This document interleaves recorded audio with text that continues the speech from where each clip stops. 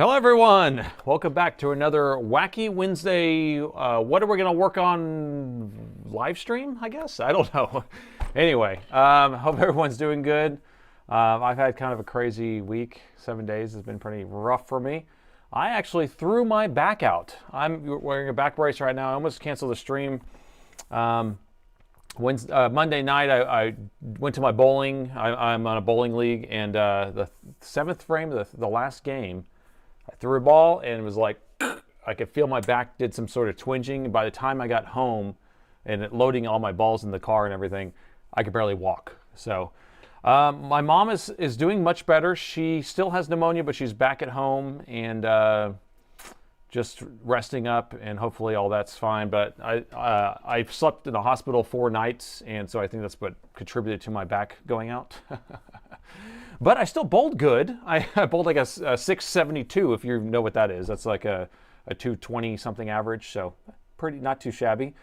But anyway, so I do have a couple. The votes are up right now, so you can vote on what machine we're working on. And we have 2 X15s today. One of them is self-inflicted. The customer opened it up, did something, and then ripped some chips off the board, and so now it doesn't come on, is based on our notes. The other one's a power rail failure, so 3.5 error or something like that. And then I just threw an XPS in there. I was like, we got to mix it up a little bit, right? So no power at all. I don't know. That could be a charging issue. It could be a short on the board. I don't know what it is. So I'm not looking at that stuff. So, but yeah, so I've been in bed. Let's see, Monday night I went home and barely was able to crawl around to get into bed. And oh, my overhead camera just shut off. Great, just what I need. And then, so I was all in bed all day yesterday, and then today I was like, I gotta get up. I have my live stream tonight, so I did that. Let's see if I can fix this camera. What is up with you, camera? This camera shut off on me earlier, too. I'm telling you, one of these days I'm gonna replace these cameras. Did it shut off again? What is going on here? I don't know. I give up. All right, so let's see what we got. New Zealand is here. Wait, do you ever take a day off? No, I don't actually. Ever. Never take a day off. I was actually going to take Thursday and Friday off this week, and so Friday I actually am going to go to a Renaissance fair that's nearby with the fam. We're going to do that. Hopefully I can walk around. Crazy Nate is in the house. I voted for the XPS because, you know, it's different than an Alienware, of course. When your balls throw your back out, that's exactly right. You're in the hospital now. What? Doc White's in the hospital. What's going on, Doc? Oh my gosh, that's no good. Well, I hope you feel better. Pain, pain, pain. Yeah, I took a bunch of Advil. I took Tylenol. I dug around the medicine cabinet, took whatever I could find. I found some muscle relaxers yesterday and took some of those. It helped a little bit, but I was a little loopy, and I don't like being loopy. And you know what's annoying is I haven't had bourbon since last week, because it's like I was sleeping in the hospital for 4 nights, wasn't drinking there obviously, and then right when I got back and I was able to sleep at home, then I was like in traction basically. So let's see. I wanted to figure out. We got a lot of chats coming in. I'm trying to read through these things as fast as I can. Watching no pain, no game. My sympathies on back pain. Oh, I used to have a lot of back pain, and I started working out, and all that went away. But then I think I haven't actually worked out a lot either. So, hello from Siberia, in Canada, in Alaska, in Montreal, Canada, and Wisconsin, and New York City. New York City. Mexico in the house. Dave's not here, man. Back surgery. So it's funny. So Montgomery White, he's in the hospital right now with back surgery.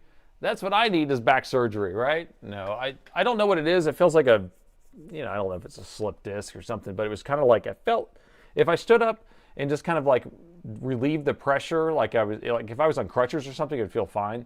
But it was, I don't know. At least I didn't have the spasms. I've had the back spasms before. That's like the worst thing ever. Hello from Pittsburgh, from Germany. Deutsch. Alienware power rail failure is more investigative work. It is, except if it's like leaking liquid metal, and then you're like, what the hell? Why are you doing this to me? Oh. So, what? We got 350 people, 400 people here. Okay. So, on Sunday, there was people here on Sunday that are here right now. So on Sunday we worked on a laptop that was from my video from a couple weeks ago where it was like really dirty and like a repair shop like destroyed the laptop and it was all just, you know, it was a horror show, right? And then I made the motherboard look brand new again and I still couldn't get it to work. We fixed it on Sunday. We fixed it. Because I couldn't have done it without you guys and that 0 ohm resistor. A 0 ohm resistor did it. So anyway, I'm going to see if I can edit that live stream down into an actual video that I can post. I've never done that before, so we'll see how well it, you know, it's going to be kind of, it's hard because I'm talking to you all the time and then I'm doing the work and I'm talking to you. So if I can edit it down, we'll see how it goes. Anyway, you're watching on an X15R1. Hopefully mine's not going to die midstream. That's so funny. Oh my gosh. Paris here. Hello, Paris. Kaviv. Hello. Oh, hate the back pain. Hate the back pain. Melbourne, Australia. It's tomorrow. It's Thursday there. It's Thursday there. We got about 3 minutes left of our voting, so go ahead and vote. And I could tell you a little bit about them, but there's not much to know. X15 power rail failure, so it's just giving some sort of light code. The XPS is just dead. And then the other one is the guy opened it up to do something with a screen maybe? I don't know. I can't remember his notes. And then he said he ripped off chips and now it doesn't work. So I don't know. Hope you get better soon, Montgomery. Tampa, Florida, Minnesota's here. Lean back and exercise the back stretch. Oh, ow, that hurts. Why am I doing that? Ah, I got my back brace on at least. This thing is game changer. It's on too tight.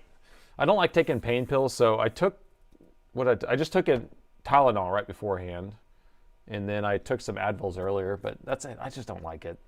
Shout out to the 0 ohm resistor, baby, in the house. Yeah, that 0 ohm resistor for the on the stream, that was it. That was it. That was the game changer to fixing it. So 2-in-1 fried chipset and CPU. 2-in-1 board. Hey, Daniel, thank you. Can I visit on the 2-in-1? Hold on, wait.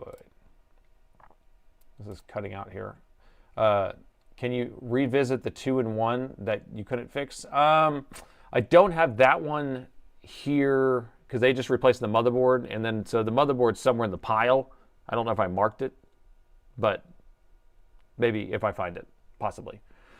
And maybe I'll try to do that for the future. If you guys like that, if you like that idea where we do a revisit on this live stream, I'm fine with that because I'll just have to set things aside and make notes and, you know, make my brain understand what I was doing, and that'll work.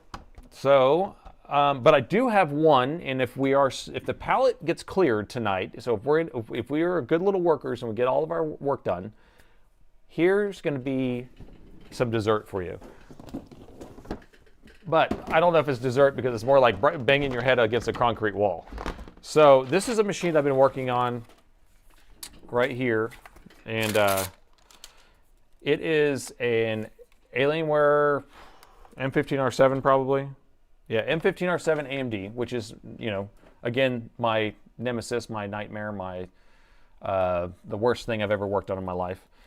But this one does the weirdest thing. It does the darndest thing. It runs fine on battery. 100%, 1000% works fine. No problem off battery.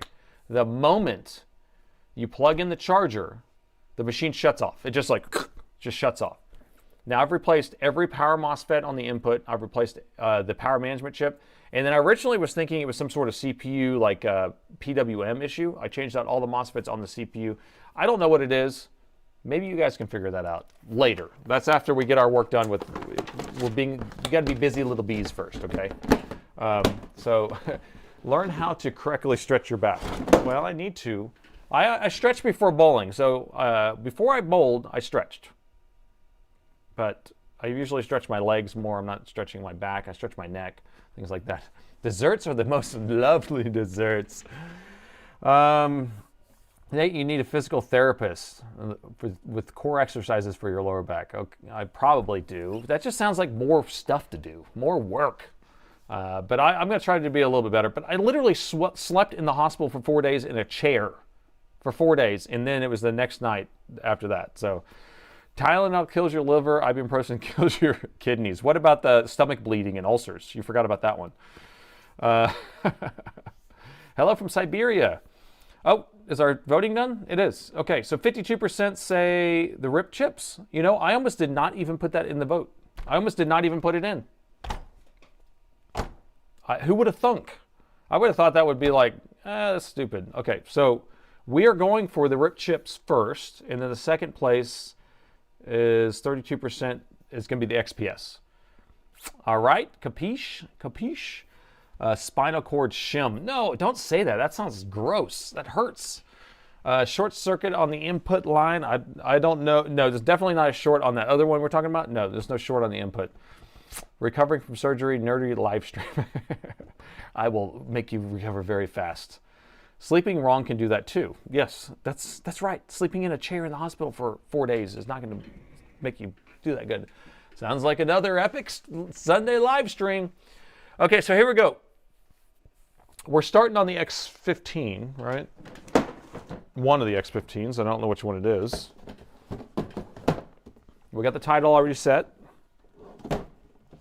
And this is error code 1, so that's not the right one.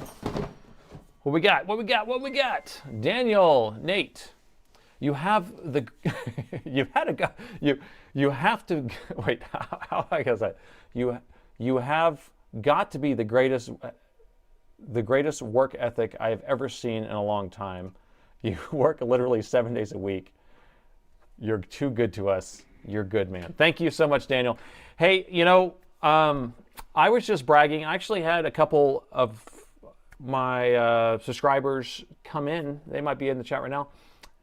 Jack and Serenity, Jack and his daughter Serenity came to visit today, and I was just telling them how nice the community is to me, how caring they are. I mean, you guys care about me, and I am so appreciative that you actually, it's not a one-sided thing is all I'm saying. So I appreciate it. So shout out to Jack and Serenity for coming in today. They drove in and brought some donuts. Well, they actually brought the donuts yesterday, but I wasn't here, so then they had to come back. So sorry for that. So let's see if we got, so here's the laptop. Y'all want to see the note? You want to see the note? Oh, there's a pic too. Do y'all want to see a pic and a note? So here's the note. Let's get rid of this pole. We don't need that. Let's go overhead. So here's the customer's note. It says, laptop not powering on. I tried to replace the screen, and by accident, I took off one of the chips in the back. Okay. So here's their picture they included. And this, I guess there's a chip just missing. I don't know. So we'll have to see. It says UG52 and the microchip came off. I have welded it? I don't know. That pot in the, oh, circled it maybe. Yeah. Words are hard. Words are hard for me. So that's what we're working on. Y'all ready? Y'all ready for the intro? Y'all ready for the intro? We got to reset Spike. We got to get Spike all orderly here. Okay, here we go. Oh, it looks like my meter's not working either. Okay. All right, new date, another laptop that needs to be saved, and this time we have an Alienware X15R1. Now, this one was sent in because the customer said that they tried to change out the LCD screen and accidentally ripped a chip off the board. And so no longer, the laptop no longer powers on. So I haven't taken a look at this yet. Let's take a look together and see if we can get this figured out. And I usually like to do it with that view, but darn it, I forgot to change the view. So sorry about that. Look at this. Look at this. We got so much stuff coming in here. Your cold coffee looks strange. How do you know what my cold coffee looks like?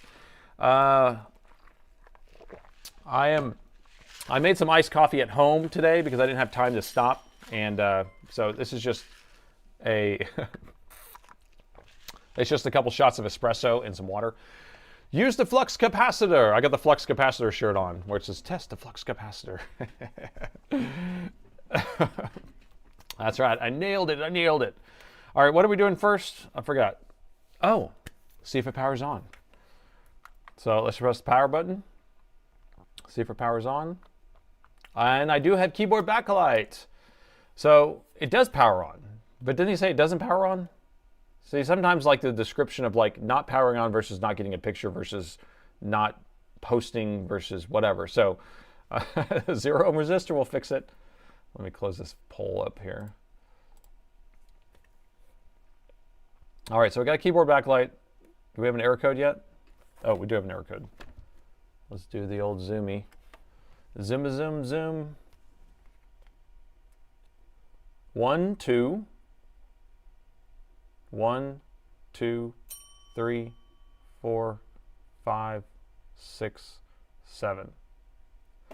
All right, 2, 7. What does that mean? What do we got? If your back starts to bug you, you need to end the stream, please. DIY, Dave. See, that's the type of consideration I appreciate. Thank you so much. I will let you guys know if this is too much for me, and I will back out. Right now, I'm okay, and we will figure this out. All right, so 6, 7. Wait, not 6, 7. Feed, you made me say 6, 7. I wasn't even, 2, 7. So it's a 2, 7. You want to look at the current? Let's plug it in. I didn't plug it in. That was off battery. We can look at this, what Spike's current meter says. Where is it at? Come on, Spikey. All right. You working? Spikey's not working? There's Spike. He's waking up now. Okay. So here's my Spike power meter that I've built. I haven't released the code yet. I'm still working on getting it all ready for you guys. But so we got a flat line. But is it charging the battery? Okay, now I just opened the lid. Keyboard backlight's on, so now it's going to be moving around just a little bit, up and down, up and down, up and down, up and down. And it is already on the 2.7 error here, so we did see a couple little wompity womps, and it's just doing flatline. So battery charging, and it probably just ran into the error, and just holding flat. So that's interesting about flat lines like that, where you have it where it's just like it's not changing at all. You know, because that could mean so many different things, but it did get messed up during a boot phase. Look at this. What is this? This isn't mentioned. Whenever I see damage like this on a laptop, I always note it because I don't want them to say that I did it. Look at that. It's like crunched in right here, and it's missing some stuff on the grill. I don't know. Oh, and right here on the edge is busted. There's big chunks taken out of the side of the palm rest. I don't know. Inject some voltage under the thermal camera. Go thermal. Go injection. Adjust my camera here. Okay, let's open up the bottom and take a look inside. I stabbed another laptop. I punched another keyboard. If you haven't seen those other videos, we keep running into laptops that people punch their keyboard. I don't know why. Maybe in anger. So you got a display error. So he was trying to replace, yeah, let's think through this. They said they were trying to replace the screen. Why was he trying to replace the screen? It didn't say why. Why would you try to replace the screen unless the screen had an issue? But let's just go past that. And then now it has a screen error, or it did have a screen error, and he ripped off. Oh, yeah. Sorry, I know 2.7 means a screen error, but that's we went past that. So let me pull it up for you just so we can see it with our own eyes. I'm sorry I did not do that. X15R1.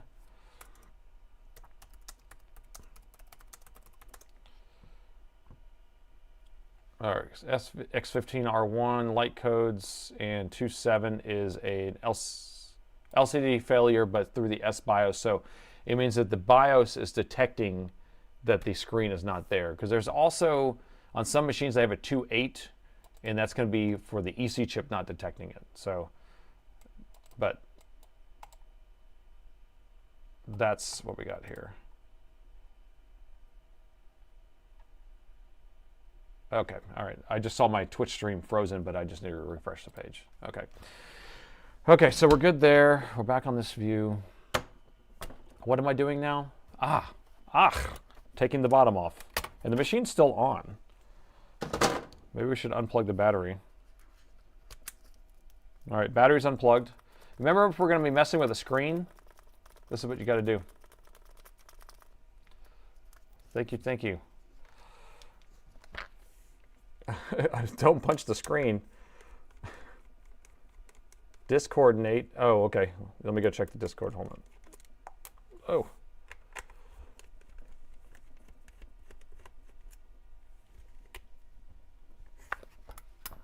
a second.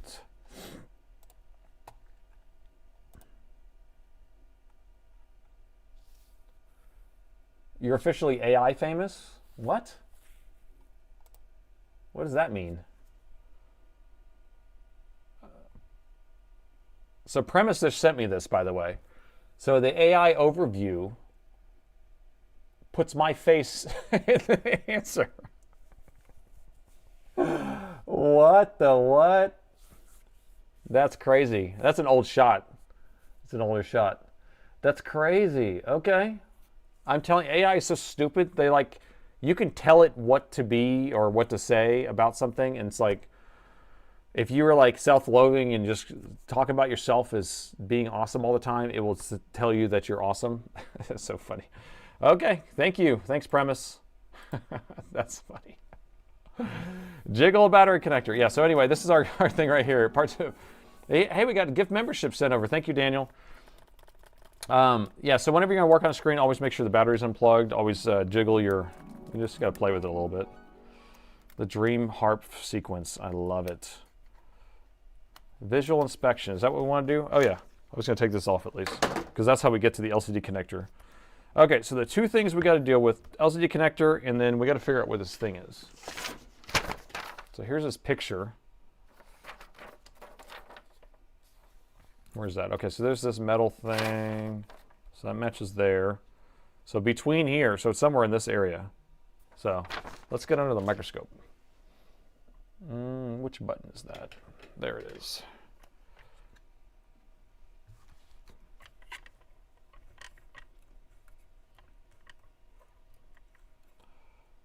Oh no. Oh no. Oh no, no, no, no. Oh no. Houston, we have a problem. I don't know. I don't know if that's fixable. I don't know. What the what? Let me clean that up. 6-7 is more popular than 8. Okay, good, good. Just making sure. Is this super glue? Okay. I think I can make out what we have here. So I'm kind of confused though. Do we have, do you understand what's happening here? Missing contacts, missing pads. So these are missing obviously, and this is missing, and but I can see this goes here, so that's not a big deal. Like if we put a chip here and just kind of connect it, that'd be fine. This pad's missing. This one's here. But does this pad like connect to something underneath it? If it does, we got to figure out where it goes so we can. Oh, and this is missing too. Very interesting. Shall we look at a donor board? Would that be helpful? Yes, it would. Compare boards. I don't know. I think I'm fresh out. Don't have any boards. Nah, I got boards. Hold on. Here's my green drink of the night. We're doing, this one is celery, cucumber, spinach, romaine, kale, lemon, and parsley. There you go. I don't know why I like drinking these green drinks, but got to get it. The vitamins help me focus when I'm talking to you guys and reading chat. So many words, so many words. Oh, all right. That's intense. Okay, that's intense. Let's grab a donor board so we can take a look at it. Oh gosh, that hurt my back. Oh. Okay, I got to be careful getting up that fast. All right, so we have, here's a donor board. It needs ginger. I had, yeah, the ginger one I liked a lot better than that. That was, that one needs some apple or something in there. It needs something to sweeten it up. Okay, so here's the chip in question. Okay, that's not even populated anyway. That's a no stuff. So this is the only chip that's missing. Is it actually connected to this leg here? I don't know. We'll figure it out. And if we have a schematic or a board view, then that would help too. But we'll see this real quick. Okay. Continuity mode. I was just checking to see if these are connected together. And they are, because it kind of look like that. It kind of look like this was here, and it comes over here like that. Now, I don't know where this guy goes. Where do you go? Oh, you can see this one connects here. There's a little, maybe a via there of some sort. Let's see how focused this is for you.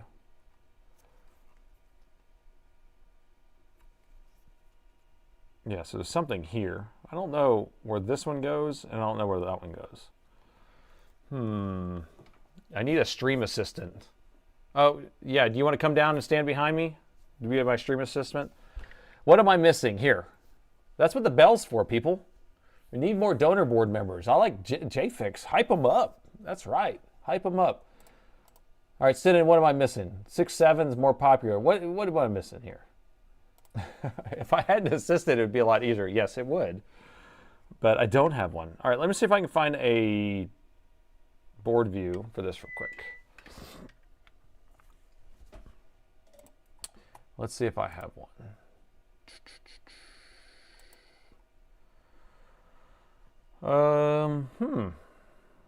This looks promising. Okay. Okay. So the orientation is going to be like this. Someone's beeping me. I can't see that. When I'm on that screen, I can't see anything. What's the board model? It's a P471, I think, but I got it already, Premise. I think I got it pulled up. Yeah, it's the, oh no, 613? Wait, what is this? I thought it was a 471. Where'd it go? I'm not seeing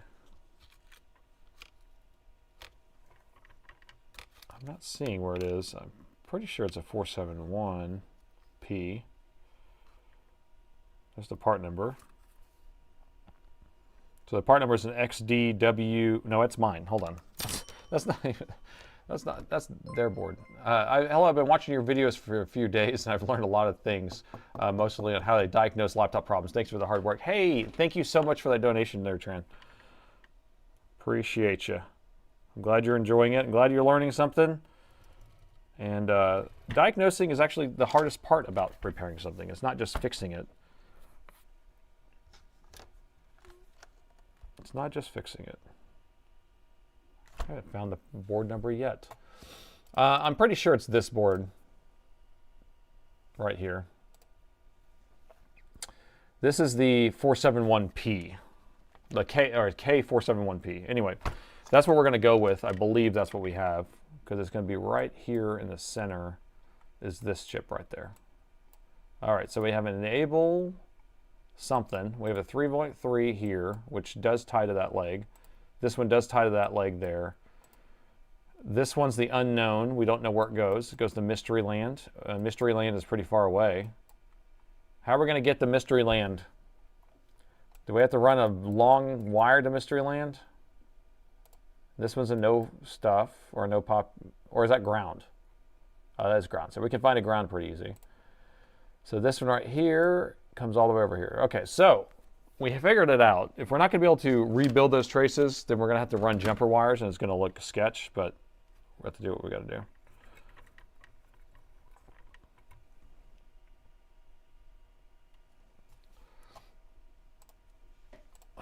What are you guys saying? Chat should be on the tube behind you. What do you? Yeah, it should be.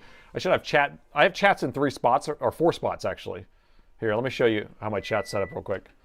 Look at this. Okay, you see this? So I have a chat here on this camera. Did my overhead die again? Darn it. I don't know if it keeps overheating or what. So I have a chat here with this camera. I have a chat right here, and I have chats over here too. So the chats are everywhere. So it doesn't matter where I'm looking, I can get chat. But it's so many words. It's so many words. My overhead camera keeps dying. Why are you doing this to me, overhead? You're killing me. All right, let's try this again. Turn on. Chit chat, chit chat. All right, it's back on. We'll see how long it stays on. I think it's kind of hot in here, actually. Maybe I should turn the AC on. Oh, what we got? Serenity, hey, is cheering. Thank you, Jack. That was Serenity and Jack who visited this afternoon. Thanks for coming in. Thanks for the donation. Still cheesing out about it.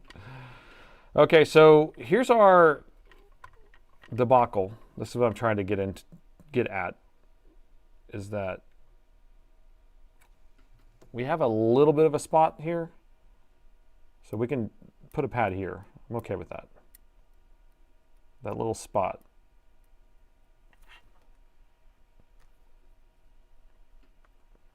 Right there, okay? Oh my gosh, come on. I'm trying to center this, sorry. And then this one's already connected there. This one we need to run over here, somewhere over here somewhere. And then this one is ground, so it needs to hook to ground. Right there maybe, or right there, I don't know. Is that what y'all want to do? Properly calibrated wire, that's the only thing I can think of. I mean, unless you can see a way to magically, there's nothing here, because normally there's something on the edge. That's what I'm connecting to right here. There's a little bit of something to connect to. And then we'll just put a trace here, or a pad. So put a pad here, and we'll solder this thing in place, and I'll probably just do like a solder ball across here, or maybe put another pad here too. And then this one was ground, right? Yeah, that was ground, and then this one was running from somewhere else. 3 legs down is good enough. Bad charger on the overhead cam. I don't know if it's the charger. I think it's overheating. And I have fans on it too, which is crazy. And this is usually the one that doesn't overheat. So I'm gonna play around with, I don't know. Maybe I should go turn the AC on a little bit. I need a Karate Kid sweepstakes. All right. So let's grab some jumper pads here. Hiroshima. Oh, it is hot in here. I'm gonna go turn the AC on real quick. I'll be right back. I could definitely, I started moving and it was hot for me. And we had a cold front. Sunday it was like 90 something degrees, 97. And then on the next morning it was 37 degrees. And it was like a high of, I don't know, 45 or something. So it was kind of strange. And then today I think we only got to like 77, but we had a crazy cold front that came in. And so my heaters and air conditioners are like, what's going on here? What's going on? So 95 and 35 here today. That's like desert to me, right? Where it's like really hot during the day and then cold at night. Isolated jumper. Yeah, well, I have an insulated jumper, so I have some of this coated wire. This is kind of thick though, but I have some coated wire here. And then I have some thinner coated wire. Oh, great, great. I had the coated wire until I threw it on the ground. Okay, got it. So we have that whenever we're ready for it. All right, I want to put some solder on here, on this one little spot, this speck. That way I'm ready to install a pad here and install a pad there. We're going to UV cure it. We'll try to get the chip installed, and then we'll run jumpers after that. And then this thing will work like awesome, like brand new, like it's the coolest thing ever been made, and it will just like work on the first try without having to have a bunch of trouble. And then we're going to make it through all of the laptops, and then oh, I don't know.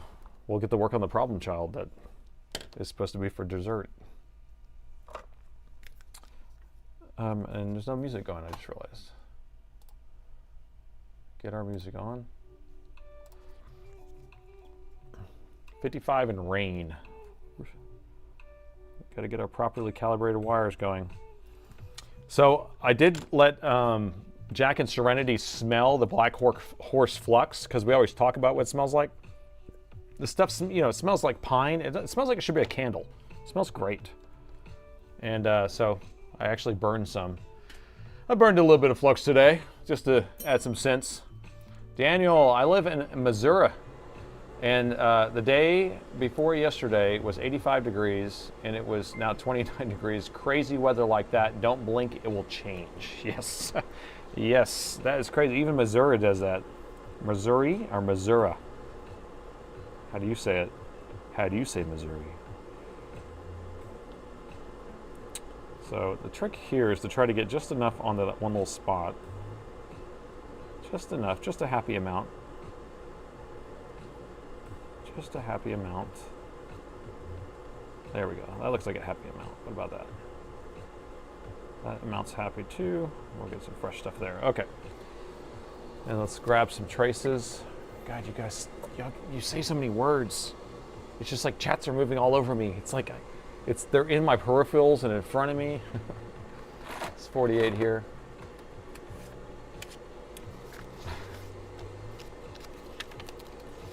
All right, so here's some traces. Here's the traces. And what size do we want? I'm gonna get like a circular one probably. Get like a circular one, man.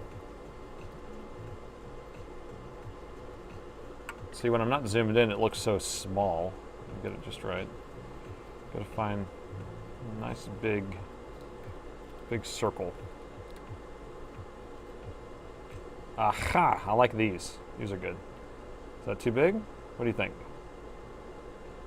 Concur? That looks good. Pretty good concurrence on that. I like that one, and then we'll do one more of those. What about this one? Okay, so we got both of those. Oh no. Oh no, a gray hair. Not mine. Don't tell anybody. Okay. All right, this will go here. And then that one will go there, I promise, in a second. But let me get this soldered in place. Soldered in place. I don't know, one of these days I'll say it. Perfect, perfect. It's almost the perfect size. So here's the trick. Since I put a little bit of flux on there, not flux, a little bit of solder on that spot, I'm gonna try to hold it in place. Because if you try to do it without holding it, then it will take it away. It will take the whole pad with it, with the soldering iron. Okay. Okay, we on there? So that's attached. Now let's do this other one. And I'm gonna need a second tweezer. DNA evidence. Where's my tweezer? There it is. All right, so we have our two sets of tweezers in the house. And I need to rotate this around.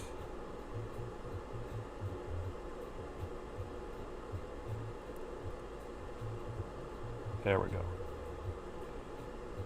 Now you stay over here. What's all this stuff?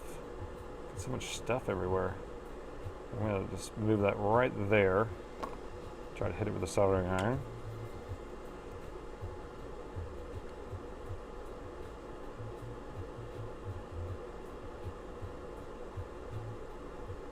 Okay, the trick is to make sure we're not making these too big or too close together. That pad looks like a different size. I think that's a big one. I think that this one's one size and that's another size. What do you think? Yeah. I think I should switch this one out. Let me grab a different one. This one looks too big. I must have grabbed it on a different row or something. Okay. Too bad I can't save these things. Yeah, it's too big. It's too big. All right, so let's go back over here. Concur, we concur. So I think there's a row here and there's a row up here. I guess I grabbed the one up there. So this one I think is the right one. Let's see.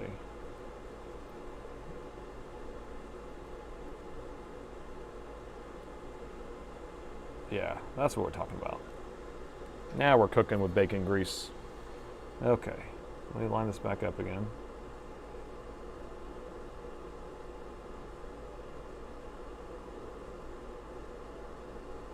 Okay.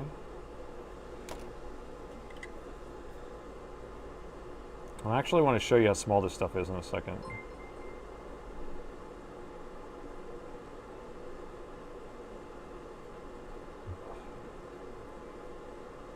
it's not soldering? There we go. All right, I can get this out of here.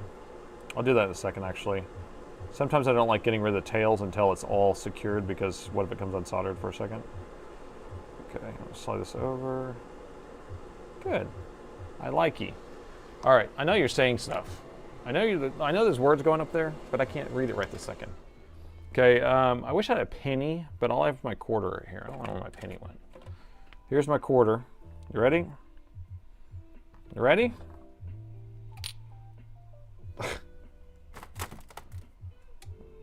Sorry, that was funny. Right whenever I was going to set it down, my microscope shut off because I have like a motion sensor on my microscope camera and all that stuff. I don't leave it on.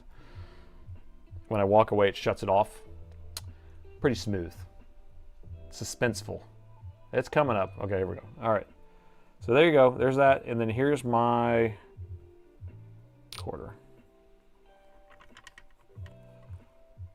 So the pads that I'm working on is smaller than the D, the Delaware imprint here. Pretty small. That's why I should have a penny. Penny would be better.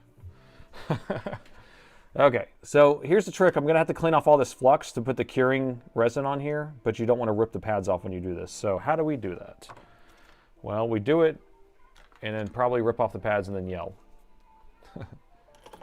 So I'm just gonna put some alcohol on here and we're gonna just roll this just gently, just to get as much as we can off of here without ripping that back off.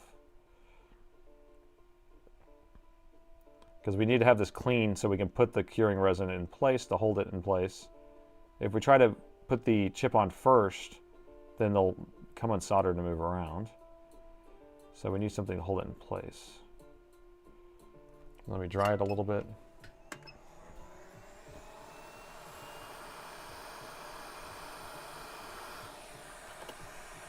Okay. Oop. Looking pretty good. There we go.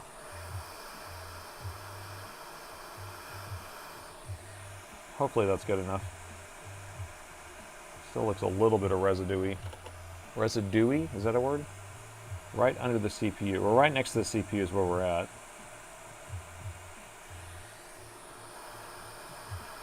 Okay, that's gonna have to do. So if I keep moving that one pad, it's gonna break off.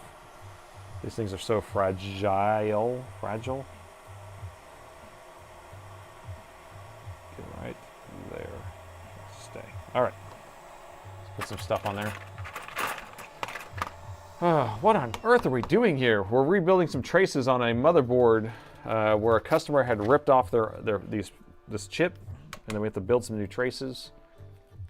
You can see the side view of what we're doing here.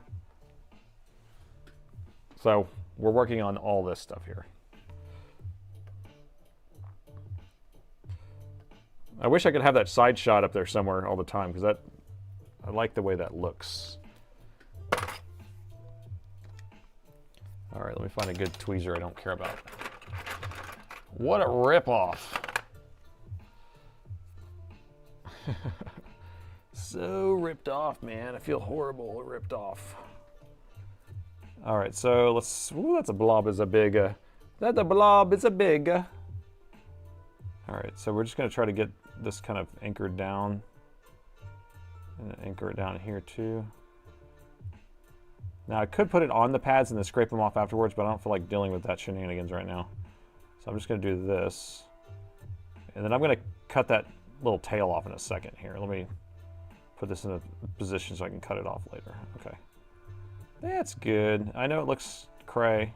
Looks a little cray, but I'm okay with this. I'll put that right there and I'll rip that off when it dries. Okay. Is that how I want it? I don't know. I don't know. Yeah, let's just do that for right now. So I got the UV curing light, and we'll just put this on here for some seconds. What are the specs on this board? Good question. This would be like a, I think it's a 30 series, probably 3070 Ti maybe. Could be a 3080. I think it's an 11th gen. double diode or single diode. I don't know what that is actually. I think it's, I don't even know if it's a diode at all, is it? But it's a UG, right? What are UGs? It's like a U-gate. So I don't think it's a diode. I think it's just like a gate chip where it's just letting current flow or voltage flow through when it needs it. Here, I'll switch this so it's not so blah. Okay, what are we asking for here? Let's see what you guys are saying. Cool side shot. Side shot is cool, man. I see NanoFX has gone using watch Olivers to dispense the solder mask. Really? I haven't used one of those. I need to check on that stream. 11th gen, either 37 or 3080 is probably what it is. Is it worth putting a smidgen between the pads? You know, I thought about that just now, like 2 seconds ago. If I put it on top of the pads, because it's hard to put it between the pads or like underneath it. And an AND gate? I don't know if it's an AND gate. We can look up what it is here. Well, look what it is right now. So it is the chip is NL17SZ08 DF maybe. I don't know if it needs that ending there, but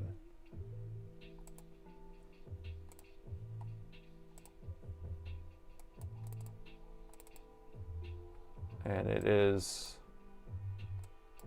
let's see, it has a source and ground, and then yeah, it looks like an AND gate of some sort. You're right. Look at that. Someone knows their stuff, man. So we got 2 inputs and 1 output. So yep.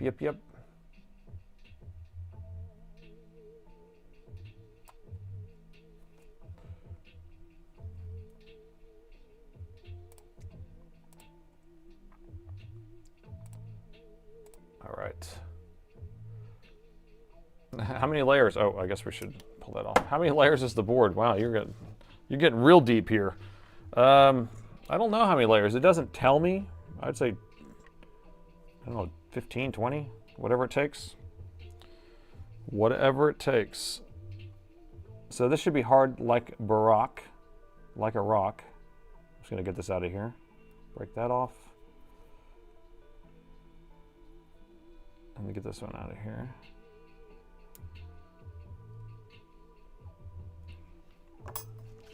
Something stronger. Need something with more power.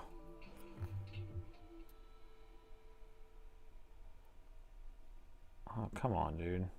Bro. It's too measly.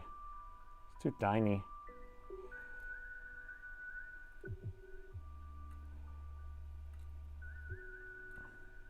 You kidding me? You're killing me, Smalls.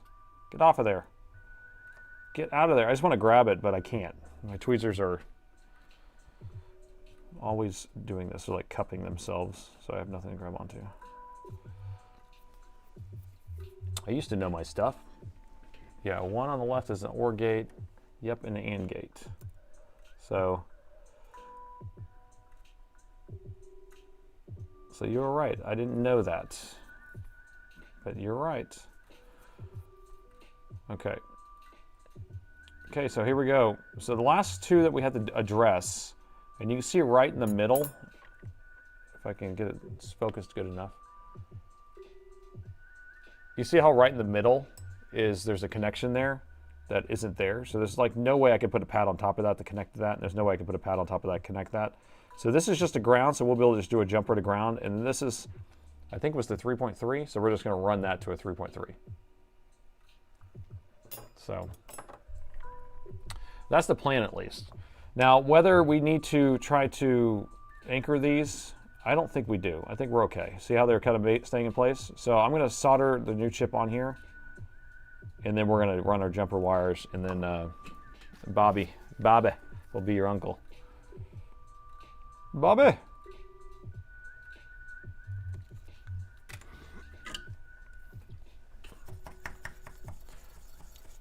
Time for net tweezers. Gosh, every time I get tweezers, they like are good for like one day.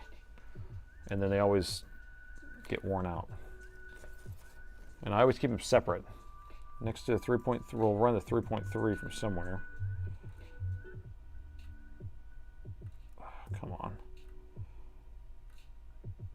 Turn that pad. Turn that pad.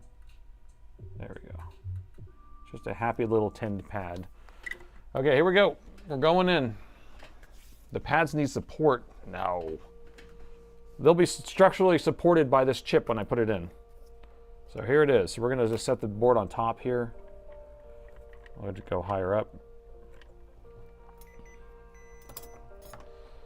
And then we're going to pull this off.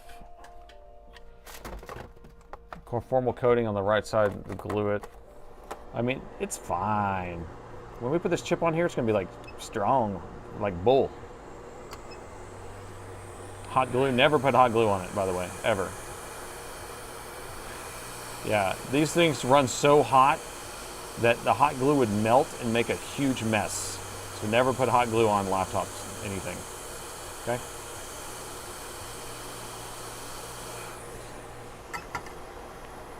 Here's our beautiful AND gate. It's beautiful. Beautiful AND gate. Okay, so we're going to be careful when we set this thing down.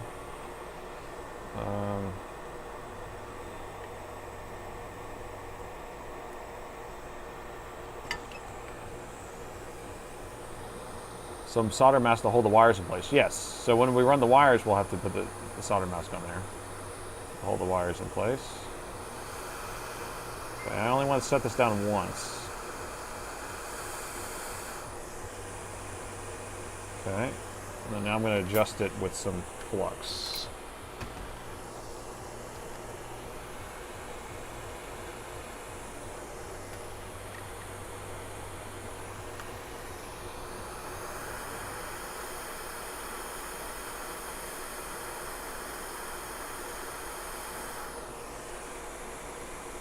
Okay, good, brand new. Okay, so this thing's actually nice and structural now. All this feels nice and firm. Firm. We still have this little leg here. Get that out of there. Okay. All right, so we need to figure out where we're going. Where we're going. Where we're going. Where we're going. All right, let's go visit our schematic again. All right, so these two pads we've already rebuilt. We've connected this one to that one. That one's good. This one, there was a little bit of something to connect to, so we connected it right there. And then this one was good. So this is the one we need to run over here. So we're going to run into the middle pad here or to that, but we're probably to the middle of this other UG65. And then this one's a ground, and so we can run that to this leg here, just have a little wire that goes there, or we can have it run over here. I think it'll look cleaner going to this leg. What do you think? So we'll run a wire like so, dink, and then we'll run a wire like so, straight across here to that center. Concur? Halfway there. Better than we thought it would be. Like new. Like new. All right, so let's get our wire. So the wire I have, the coated wire I have is pretty thick. I do have some thinner coated wire that's actually of a fan. That might be the way to go. Where is it at? Where art thou? Where art thou? There you are. So let's kind of take a look at the thicknesses. Do you like thick or you like thin? How much current are we carrying? So here's my coated wire I have. And again, we're not going to be running it very far. It's just going to have to go from that leg there and then to that leg there. All right, so it's not very far. So we have that as an option, or we have this one. Option 1 or option 2? Camera 1, camera 2. Camera 1, camera 2. So what gauge the, I don't know, this one feels pretty thick. The other one is a fan, so it's really thin. Option 2 is thinner, looks prettier. Everyone loves 2. You would love a number 2. Number 2, man. All right, let's do it. Tin it. We'll tin it, we'll install it, and it'll be good to go. Okay. Can't even see it, it's so tinned. It's so thin. All right, let's see if we can get the coating off of one side. Where do we want? Do we want to go this way, or do we want to hook it to this one first and go that way? If I go this way first, you know, you have to kind of choose which way you want to go. If I hook it there and then solder it, I don't know, I might come this way actually. I think I'm going to hook it to the top part first and then pull it down. That's what I'll do.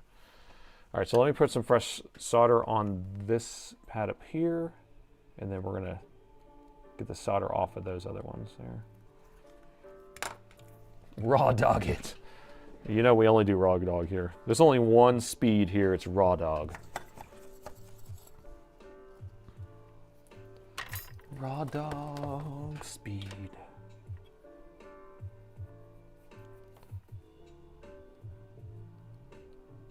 Okay, that's our ground that we're going to use. And then we have to get the coating off of this. So I'm just going to kind of dip it here. It may work, it may not, I don't know. There we go. Just a happy little coating taken off of there. So let's see if we can just hook it right there.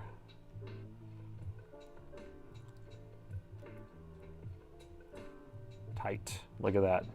Beautimous. All right, so now we're going to have to try to kind of snag this thing over to the side here.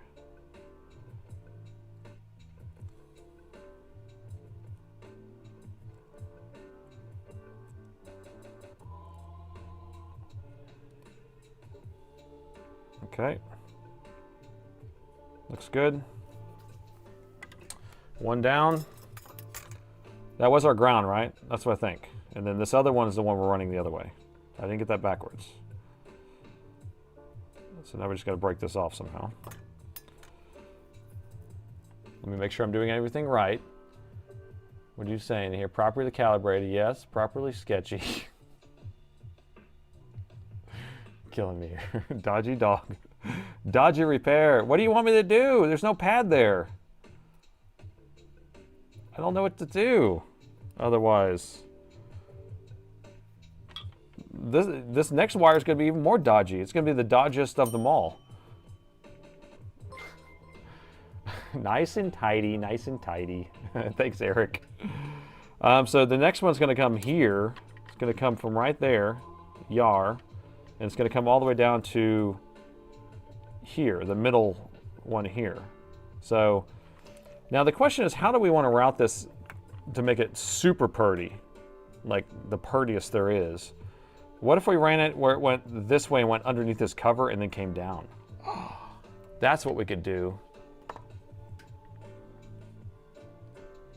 That's what we can do. I need to adjust my focus on the camera compared to my view because it's off. To my focus here, it looks wrong here.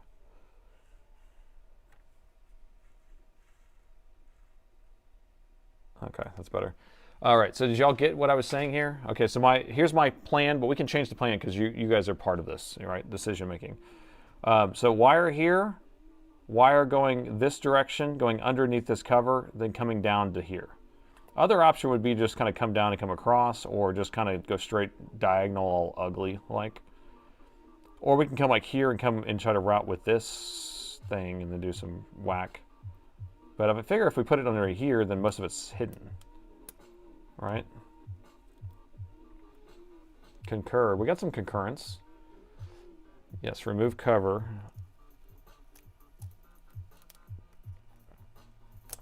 Okay, cover's moved, removed. So yeah, we can do a wire here and then just line up straight with that and go straight like this, and then we can tack it with some UV curing junk. So we got to go with the skinny one again, or the fat wire. Fatty. We go fatty or skinny. Number one, number two. Number one, number two.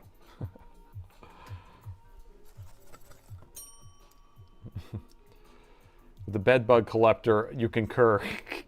No, I don't want to. I remove the bed bug collector. Let's see if there is a bed bug collector under here. Oh, we got a wire under there. Let's get that wire out of there.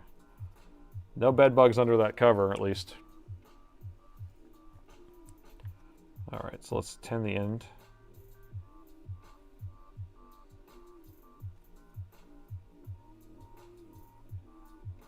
Here, I gotta flux it. Flux this stuff, man.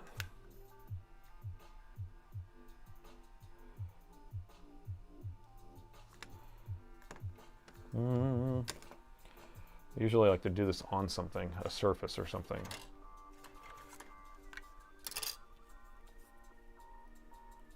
Here, I just like to scrape off the coating a little bit.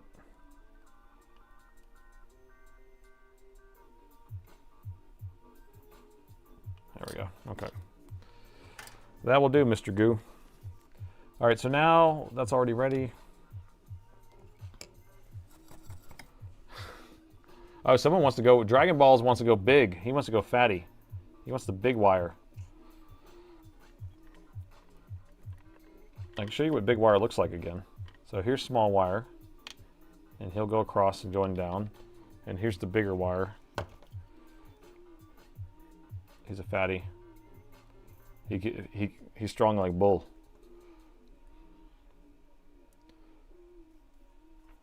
Skinny looks good. Gosh, I keep losing my solder. It's properly calibrated. I doubt this is carrying any current. It's probably just a signal, right? Enable or not enabled? That is the question.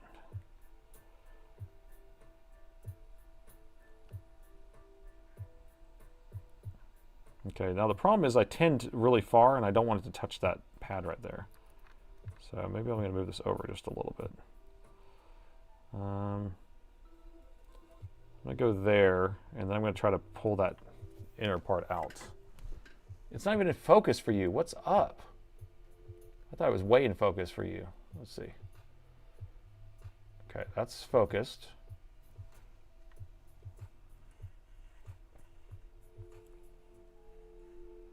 All right, that's better. All right, so let me pull this part out. It's just so tinned back, I don't want to have any untinned area here. Pull that out right there. Yeah, I like that. We'll add a little extra solder there. It'll be extra happy in that area.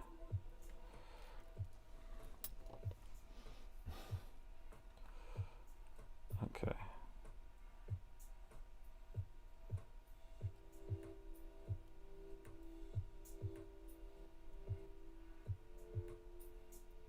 Okay, is that good? Looks a little big, but it's okay. I think I can handle that. Too big. Way too big. You don't like my little side little jobby? Here, I can move my side little thing over a little bit. It's just, I had that folded over. There we go. There we go. It looks like a pad now. Looks like I'm on a pad. A little more symmetrical. Okay. It's better or worse? Which one is it? You choose. It's better. Okay, so I'm gonna go ahead and I'm gonna leave that for right now, and then let's put some solder mask on here.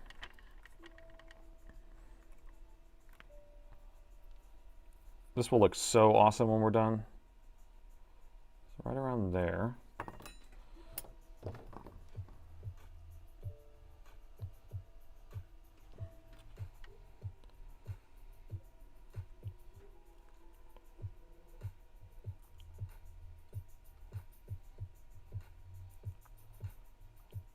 See, I wanted to turn right around there, but we'll be okay with that. Okay. All right, so we'll cure that. If it works, it works. It's good. It's a signal. Signal is current, but how much current signal do you need? And it's not like a signal, like frequency signal. So we're not talking about like doing stuff. You missed the first hour. Hasn't even been an hour yet? It's been an hour already? What? I feel like we just started. I'm raw dogging one, Jim. We're getting the dogging on, the raw dogging. I can't believe it's been an hour already. That's crazy. All right, this will be dry momentarily. 1 glob of UV, go. Blue goo. I'm gonna start rubbing that on my face. Be a blue man group. Precision soldering, Nathan and Us repairs unseen. That's the title of this stream.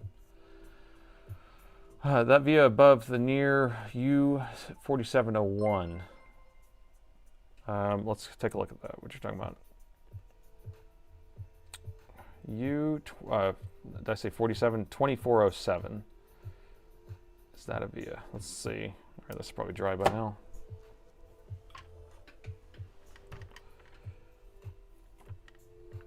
All right, so we have that dry. We're going to turn a corner with this. Like that. And it comes straight down to the middle leg on here, but I'm going to double check our work. We got to make sure that it actually does have to go to the middle leg here. And then we're going to end up putting UV mask over all this stuff here so you can't even tell. Maybe, I don't know if we'll do that whole wire, but we'll do all the rest of this stuff. Yeah, maybe we'll do the whole wire because it will look even better that way. Looks so factory, you can't even tell the difference. All right, so yeah, so we're connecting from here, and then we're making our little guy go down like that and then come over here to the center leg there. And then what are you saying? U2407, is that a via? I don't know where you're talking about. I mean, there's stuff here, so let's see what you're talking about on there.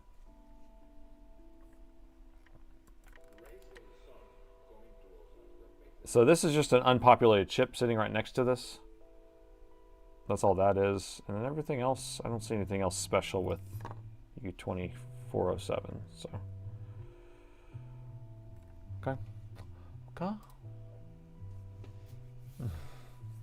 Your finger, UVing your finger. I was. Does that mean, is that bad? Maybe I got a little bit extra vitamin D today. What? I did it. I said it. I'm just going to turn the corner with this and then come back, and then maybe I can use it right here. Darn it. How am I going to get this? Should I UV it right up to it? And then do it? So UV it right there? Yeah, let me do that. Because I'm having a hard time.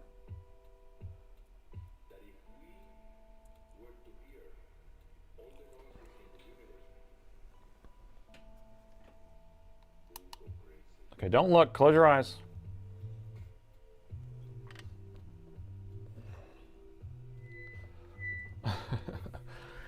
UV is bad for the skin. Okay, well, even this one little finger, you think this finger's going away? Bad for my eyes too, I know that, right? Pin 2 showed going to 2 places. Yeah, it goes to some pad next to it if you wanted to look at that, but sometimes it's there and sometimes it's not. It's like a test point. And so I find it easier to solder onto something like this than this little tiny little thing. So I'd prefer just to go right there. It's gonna be more structural sound. Structurally sound.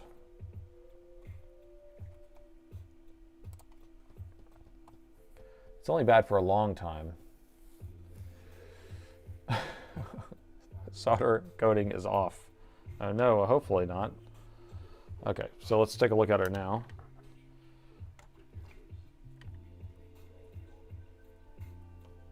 Oh yeah, so that would be that spot right there we were talking about. The second spot. Ooh, you know, you can actually see it go right there. So if we turn this, we could solder right there, but I'm not gonna worry about that. We're just gonna try to get it attached to this leg beautifully. Right there.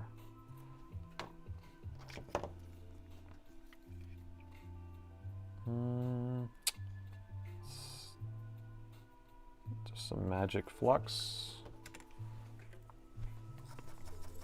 A few seconds is not bad. Do we have a skin doctor? Are you the skin doctor, Jim?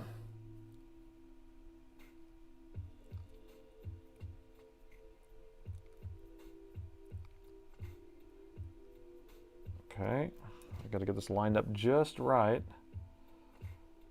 Is this in focus for you? Okay. You gotta get that coating to come off.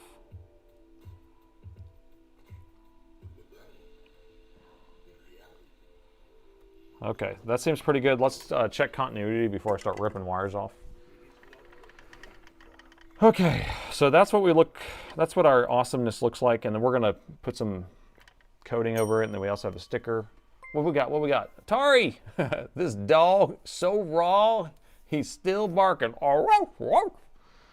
Oh, I can count on you, Atari. Okay, so continuity mode, I'm just gonna check right here at this pin, and I'm gonna check over here. And we have continuity.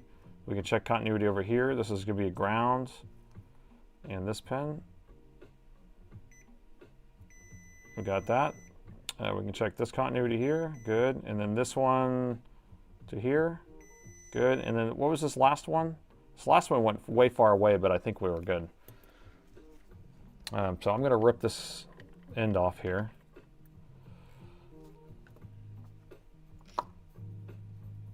Just rip it right off of there.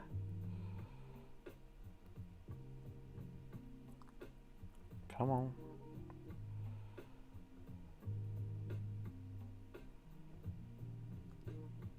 Why does it not want to come? Okay, there we go. All right, let's get her cleaned up. And then we can put some more, well, it's already clean all in this area. So let's go ahead and put the rest of our blue stuff on here. Get that out of the way. No, Jim, he's hiding. Okay. It's turning 90. Hopefully that doesn't mess with the signal.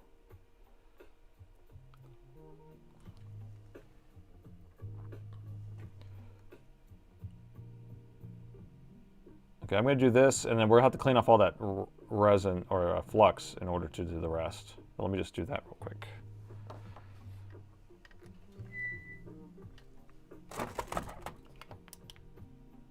Okay, what we got? Flux is a bad thing. Flux is the best. Soren would be proud of me. Properly calibrated wire, huh?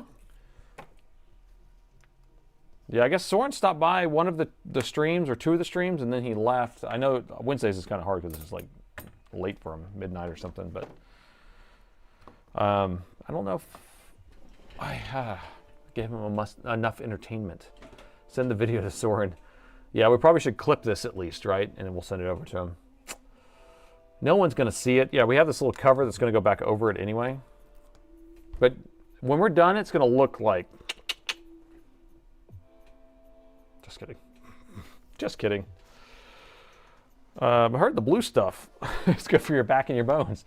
Yeah, I should put some on my back. Back.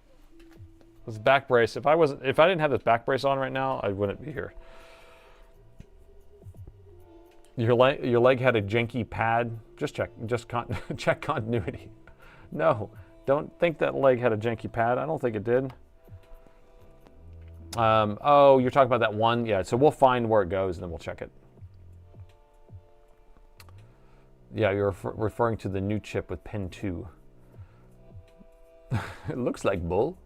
Sounds like bull. You murdered another Smurf. All right. All right, so let me clean off all the goo, the flux here, and then we can do the rest of the stuff. We're going to check continuity too. Yeah, it looks pretty horse showy, but I'm going to be very gentle.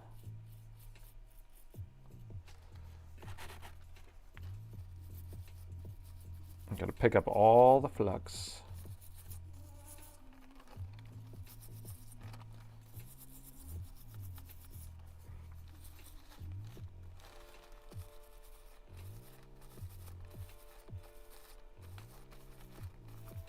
Okay.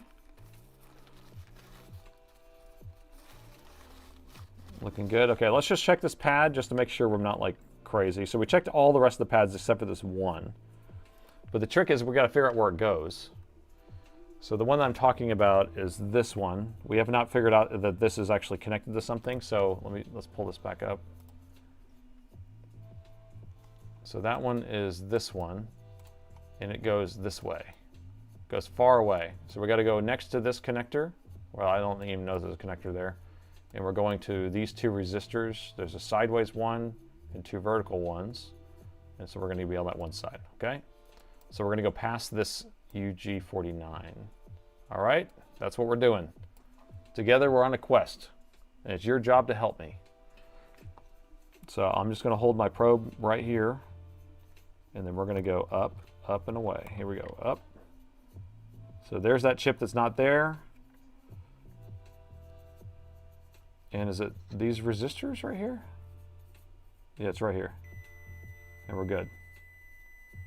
Can y'all see that?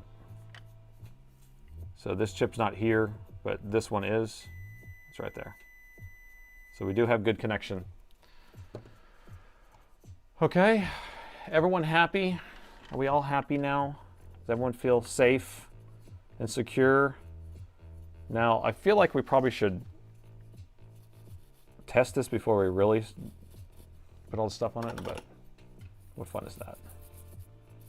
What fun is that?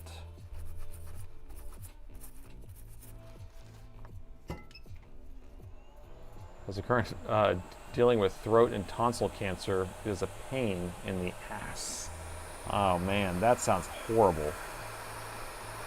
That sounds absolutely horrible. I'm so sorry to hear that.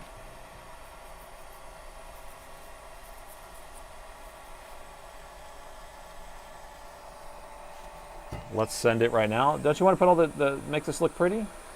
We got to put flux over everything real quick. I mean, not flux, whatever. The blue stuff. We got to put blue stuff everywhere. Let me do that.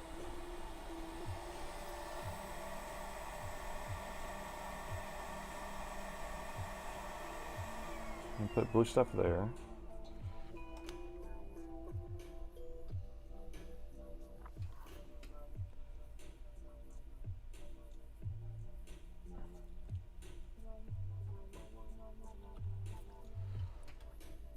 We'll get this looking really good.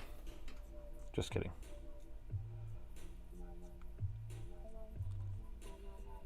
Okay. Anywhere else? Is that good enough? I don't know. It doesn't. I don't know. That's probably fine. Okay, we'll let that dry. Okay.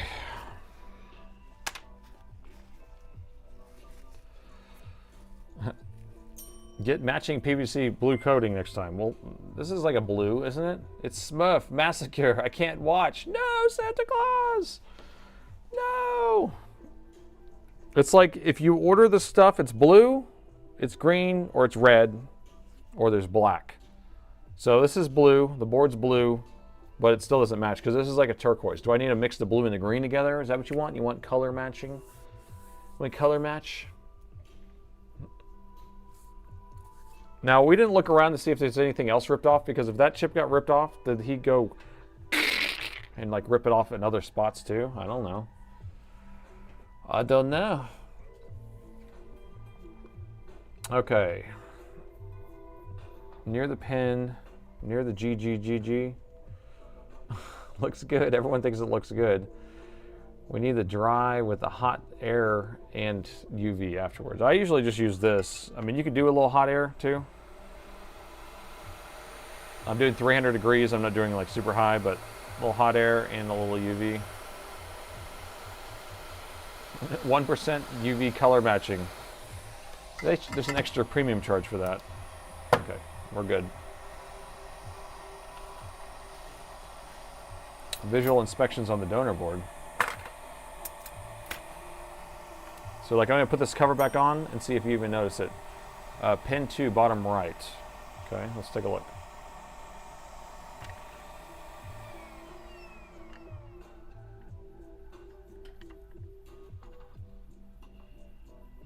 Pin 2, which one's pin 2?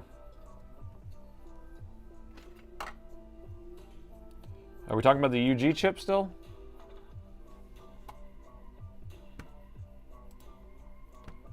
Which one are we talking about? You want to flash it? Smurf juice. Neon.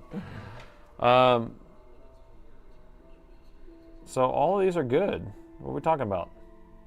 Yes, bottom right, it's soldered. It's soldered. Yeah, I mean, all these are soldered. We already tested all the continuities. I mean, I can go through them again if you want. But we have, those are connected. Those are connected. We already tested this one. This one was here. That's connected. And then this one was over here. So all 5 are connected. We're good? We're good? Time to flash the BIOS, because that's what we always end up doing, is flashing BIOSes. This is Beyonce's. All right, so we're going to put this right here.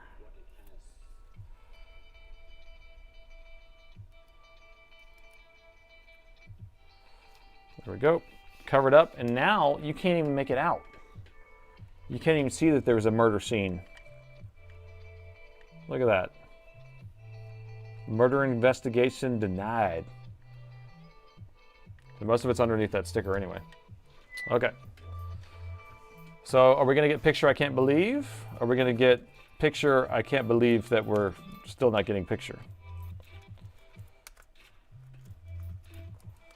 We didn't even look at the LCD connector. Actually, let's look at the LCD connector, because if he is replacing the LCD and ruin something on the LCD connector. Why was he replacing the LCD connector? Or the LCD? Remember, we don't know that piece of evidence. I can't believe it's not flux. Okay, here, let me get this sticker back out of the way.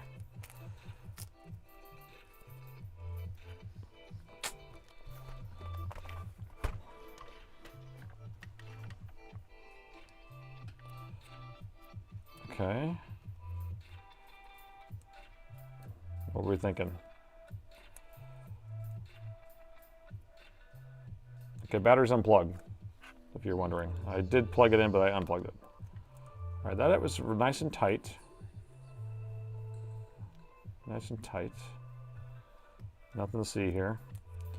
All right, looks good. We can also test some fuses here. If we want, we haven't turned it on. We can just send it too. Just send it. Everyone click the squares. Everyone click the squares. He was trying to say click the like button, but apparently the emoji doesn't translate to the screen. So everyone click the like button, and then we can get as many people here as possible. We got 846 people on YouTube and 20 people on Twitch, but I think 120 people on Twitch. But yeah, if everyone right now, like we can do this as a science experiment if you want. If everyone right now goes and clicks the like button on the YouTube video, I guarantee we'll get up to 1,500. We'll double the amount of people in the stream right now. So do that as an experiment. See if all of a sudden all these people start showing up. All right, that looks good. Looks good. I'm just going to put this back on here, and we're going to try to turn it on. And we got a lurker, Tessa. Okay. Yeah, if everyone lurks over there on Twitch, then everyone will make that number go up too, and we'll have the biggest stream ever. And I have been approved, or I have qualified. There you go. I have qualified for a Twitch partner now, and so I did apply for it, and so we're just waiting to hear back. It says it will be 1 to 2 weeks, and if we make Twitch partner, then we might make it on the homepage of Twitch, and that will be even crazier. So, all right, we're about to send it, people. There you go. There's all the lurkers coming out to play. Yep, and the Twitch numbers are going up already. It's already up to 130 people. Okay, we're plugging this in. Let me reset Spike here. Spike is our power meter right here. So just keep an eye on the power meter when I plug it in. 0.02. We're going to press the power button to turn it on. And we're up to 6 amps, and it is going. So what we don't want it to do is get to a point where it's a... And we have picture, I can't believe. But it's cracked. That's why he was replacing a screen, I bet. Ah, it makes total sense. Okay. Yeah, so we fixed the issue. Now, he punched the screen. No, he cracked the screen, obviously.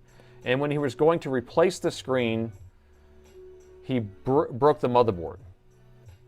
but because we were trying to figure out why he wanted to replace the screen, like was there something else going on? Was he not getting pictures? So our fix fixed the screen portion. Now we need to put a new screen on here. So let me see if I have these. And then we can go grab one from the warehouse. Quick like. Let's see. X15R1. I don't know what resolution it is. Let's see. Can I go into the BIOS? And X15R1 screen. The BIOS isn't going to tell me, I bet.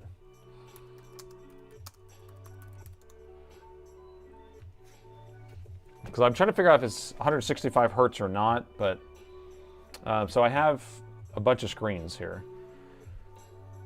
So we have 165 hertz, we have 360 hertz, we have 240 hertz. So, I mean, any of them will work. It's just whether they're, you know, gaming at a higher frequency or not. This is a 3070 flat, so it's not a 3070 Ti, it's just a 3070. Let's see what part number he has on his cable here.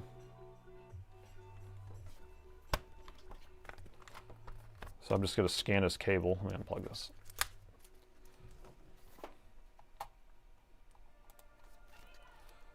Oh, the part number came off. Okay. If I can scan this, then I can figure out what it is. Oh, I think it says it right here on the cable, actually.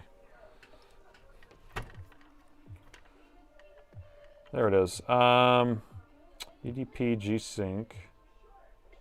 Nope, it's not telling me the refresh rate. If I can get this part number down, it will work too. All right, CGDY2.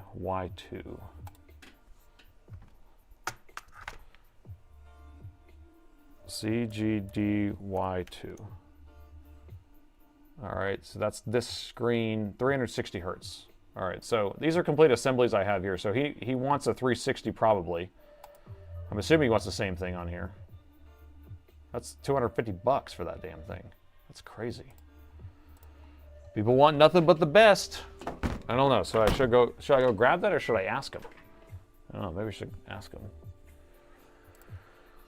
Oh man, check the service tag. Yeah, the service tag would tell us. Well, sometimes it does frequencies all weird. Yeah, we can check the service tag. But yeah, if it's a 1080p 360, I mean that's a fast refresh rate. No one can tell the difference between 360 and 240, right? That's just another whole thing. So I'm just gonna wait to ask him tomorrow. We could call this one good because it's just a screen replacement. We're just unscrewing some screens, and let's check the box on this one. Maybe he has the screen already. Good point. And if I go through and install another screen, and he's like, actually, I had the screen at home. I just need to fix the motherboard. And then I'll be like, okay, wasting my own time. So let's put this away.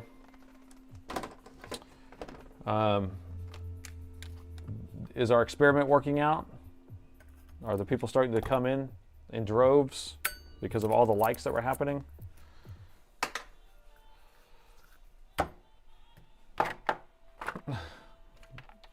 So we'll call him tomorrow. Uh-oh. Okay, that's that. I gotta clean up my counter. I hate working when it's all dirty. Clean that up. Toothbrush goes away. Flux go back over here.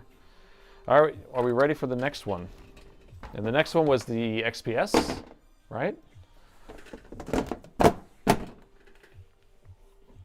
It was like 32%, I think, was the XPS, and then 28 tied to the other ones. So 32% goes to the XPS. Okay. So this one is a local customer, I believe. No, it's not. Never mind. Let's see.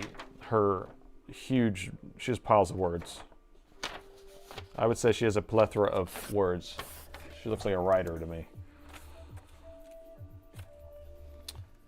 So she's been talking with ChatGPT, based on what I can see here. Laptop has been sitting on the table.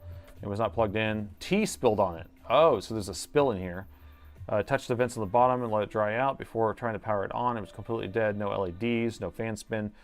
Took the bottom off and pulled the battery connection, held down the power button for 30 seconds, plugged it back in, held it down for 60 seconds With no LEDs, no fan response, nothing. I did a bunch of tests with ChatGPT, and they told us to do, and here's the response ChatGPT gave us, blah, blah, blah, blah, blah. I don't want to read ChatGPT responses.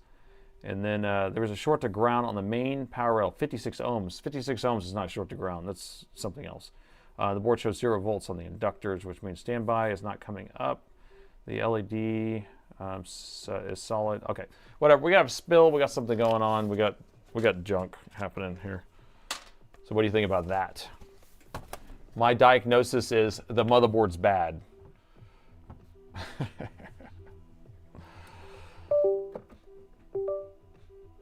Okay. So, was it sweet tea?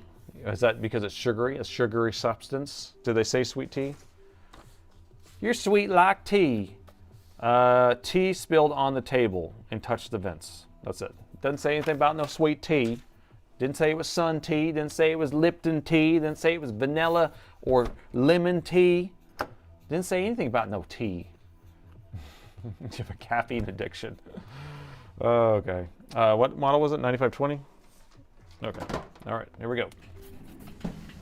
Oh, my back hurts so bad. Oh, why am I getting up? All right, new date, another laptop that needs to be saved. And this time we have a XPS 9520. Now, this one was just sitting on the table and a glass of tea spilt on the table. They think it did not get inside the laptop, but they ended up opening it up, drying things out, and the laptop no longer turns on. They think that there's some sort of short on the main power rail. They asked ChatGPT to help them out. Couldn't get a real answer, so they sent it to me. I haven't taken a look at this yet. Let's take a look together and see if we get this figured out. You know, sometimes when I'm like saying all this stuff, I have no idea what I'm saying.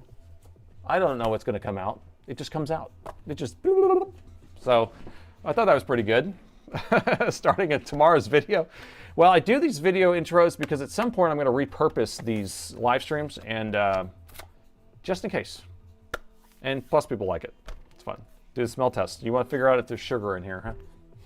The sugar is so sweet. That tea is so delightful. No, smells like someone's house. That's all I get, someone's house. The bottom's already popped off, so let's just pop it all the way. Sounds impressive. All right, I need an old spudger. Give me a little spudgy. Where you at? You nailed it, thank you. Blah, blah, blah, save another laptop.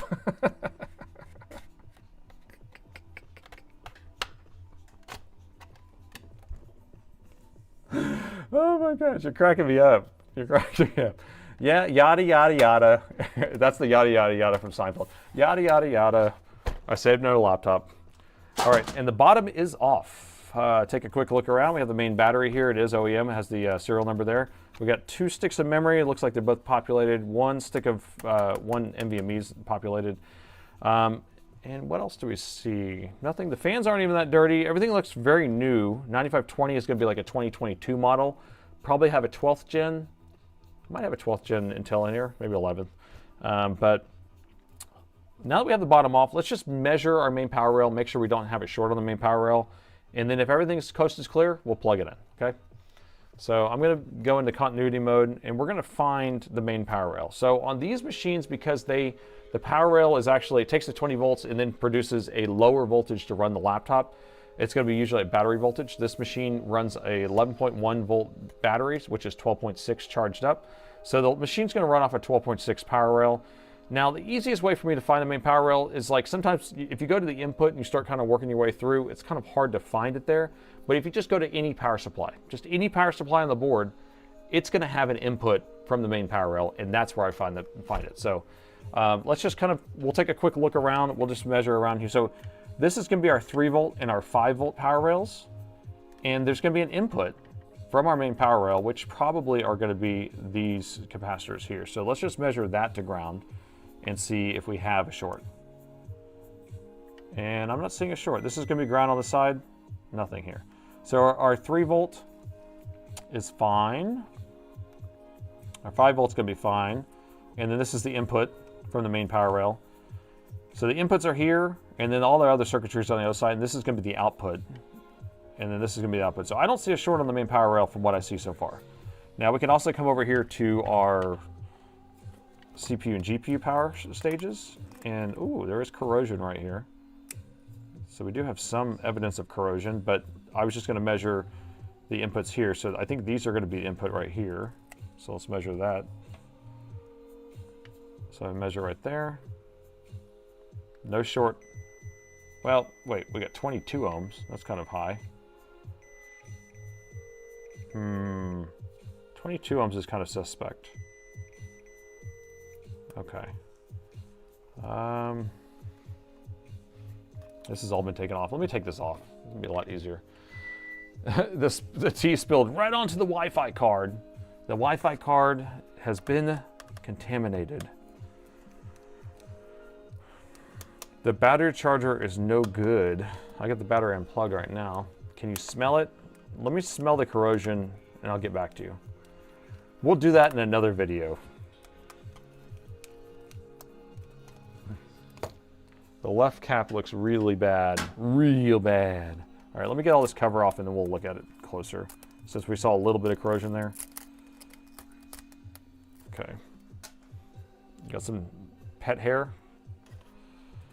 This looks like a cat, I'm thinking. A long-haired cat. A long-haired meow meow. All right, okay, I'm gonna nose right here. Hold on, let me get the cat hair away from here.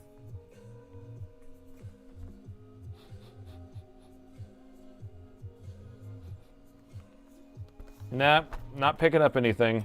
Not smelling it. Can't tell. But we definitely have some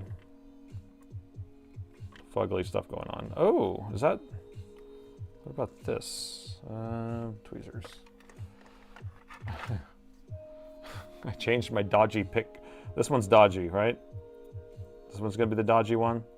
Corrosion there, corrosion there. I mean, it's not bad corrosion. This looks like a gouge. You see that? This right here is evidence of a tool coming in here. Don't you think? And that's corrosion, that's corrosion. Corrosion, corrosion. Now, this amount of corrosion, I don't think would hurt anything. It's really not shorting out to anything. Check the edges of the board. Yeah, so when they got the bottom off, it's a freaking pain to get it off. Here's some more corrosion. This is on the CPU portion. Right there. More corrosion there. All right. Let me check those inductors. This will be coming from the main power rail. So now it's saying the main power rail is shorted then, huh? All right, well, we have 0.3 on the main power rail. I'm pretty sure that is the main power rail. So what I was measuring before was not the main power rail.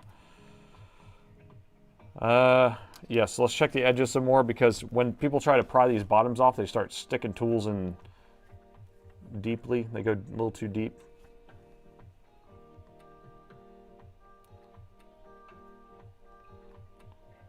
I'm gonna have to pull the board out though. I've only pulled 3 of these boards out today, or 4 of them.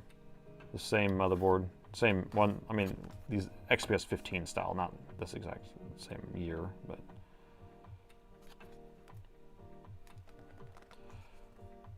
Easy peasy lemon squeezy. Okay, I don't see anything besides this one little area that has kind of a gouginess. Gougerific. All right, you want to go thermal right now? Well, we haven't even hit power in here. Should we plug it in? Let's plug it in, actually. I'm not scared. Come on, my tablet shut off again. You're freaking kidding me. I'm so tired of this tablet, people. All right, sorry, I have to control this with my mouse now because my tablet shut off. You know, I keep talking about ordering one of these Fire tablets. I think I just need to do this. Turn on. Oh, you're killing me here. All right, let's plug it in. Let's go thermal. Let's do it. Oh, main power was shorted, right? Yeah. It was shorted, right? Or was it? Wait. Oh yeah, 0.33. So let's inject voltage and go thermal. You're like, with the main power rail shorted? It wouldn't have done anything anyway. It would have like just stayed off. These things are so smart. They're like geniuses. They're like geniuses, I tell you, genius. It wouldn't have even turned on. It would have acted like nothing ever happened. Yeah, quiet, tablet. Stop it. Stop it, tablet. Stop it, tablet. I'm about to throw you across the room. Use the bypass method. Yeah, but we don't even know if it's on a CPU or GPU right now. If I measure from, let's say, we'll measure from the CPU to the main power rail. We got 5 ohms, so that's not it. If we measure from the GPU to the main power rail, we got 0.5, which is the same as our ground. Yeah, so I don't think it's one of those. I think it's a component somewhere, if it's going to be something. Just return. Is this the Candy laptop? This is not the Candy laptop. This is the second laptop, though. All right, but we will inject something. How much are we injecting? We got 0.4 ohms, right? What do you want to go with? 0.4, 0.34. How many volts? Do I even... I gotta turn off this so you can see the injector. All right, what do y'all want? 0.6, 0.5, 0.4? 0.6 sounds reasonable. 0.21 gigawatts. So we'll go down to 0.6, 0.5. I mean, anywhere around there is a good place to start for sure, because if we go too high, then we can always go up. So we're getting 1 amp with 0.5, so we can go up to probably 0.7 now. There you go. That math's pretty good. That's pretty good math. Okay, let's go thermal. Assuming the thermal camera's working. Is the thermal camera working? No, of course not. Why would it? Why would it be working without me having to mess with it?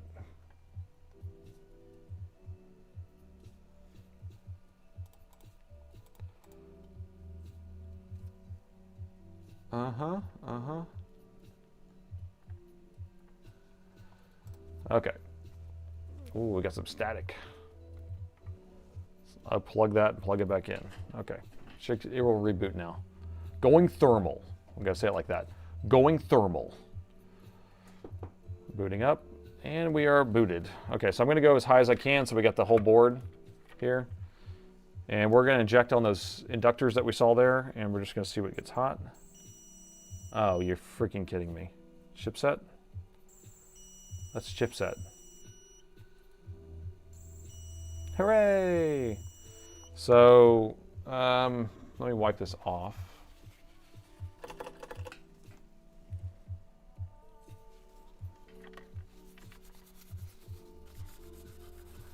So this is a CPU with a chipset built on it. And keep an eye right there. I'll put it in split mode.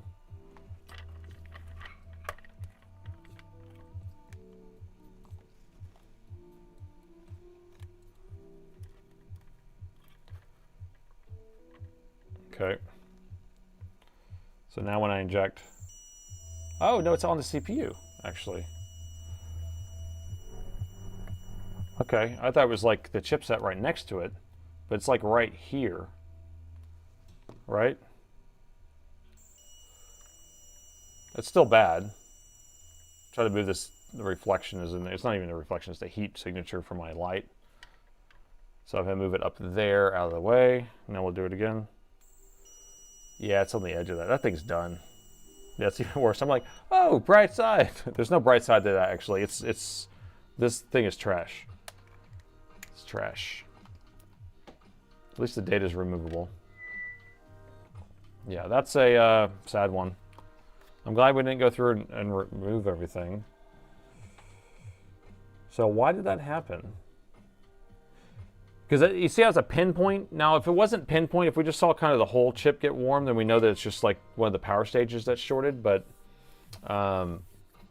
because it's a pinpoint, we know that there's just a short like right there in the chip right there. Essential preheating unit. Steep tea with liquid metal. It's too focused to be dead, to not be a dead CPU. Reflow? No, it's not gonna be a reflow. I mean, do you think there's corrosion underneath it that's causing that?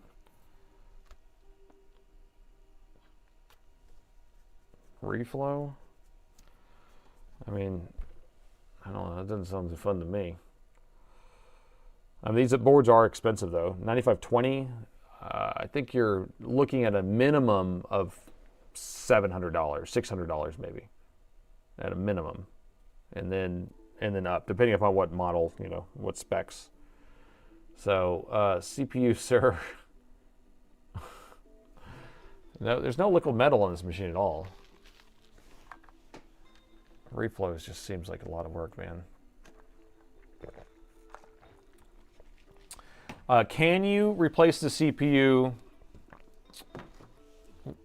I mean, it's possible. Would I do it? Not in general. These CPUs are a pain to deal with. You have none of those units in stock. I don't even have them in stock, do I? And that tells you how much, every time I get them in, they just sell out in these boards because it's hard to get these a lot of times. And so what ends up happening is I get them for so cheap from Dell sometimes when I'm buying all out their stuff and I stock it. And they sell out, and then somebody just comes and buys them all. There's a Fire tablet for $44.95. I need to buy one of those because this tablet is making me mad. New laptop time. All right, yeah, we're making our way through these. Unfortunately, this is not a fix. And this money. It's funny because I talked to this lady, and she was like, "Well, how often can you fix these things?" I'm like, "Well, I fix most of them." And she's like, "Well, I don't know if you're gonna be able to fix this one." I'm like, "Okay, well, move on." So we're gonna move on to the next one. Northwest fixed. I don't know. Northwest repair. I emailed him about some other project. I haven't heard back from him. If I can get him to, if we can kind of get together, maybe I can have him do some different little projects. I'm just not interested. I have a BGA machine here. I'm not interested in doing it. Anytime I spend time doing that, it's a lot of time. It's easy to take the chip off. It's easy to put the chip on. It's harder to get it reballed properly and getting it to get a good chip and all that stuff. So, Stream replaced the CPU on Sunday. You guys and your CPU replacements. It's like watching paint dry. Don't you know that? CPU replacements are like watching paint dry. It's very boring. Maybe it's thrilling on the either side, the bookends, where like you're getting ready to do it. But that's why it's probably better for a video versus a live stream. Because live stream, you know, you got to keep the pace going. You got to keep going, right? But if you're sitting here staring at meters going up and down, that's no bueno. Okay, all right.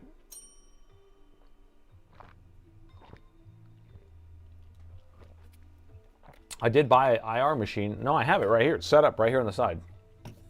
It's actually all set up. I have vents. I have everything set up, ready to go.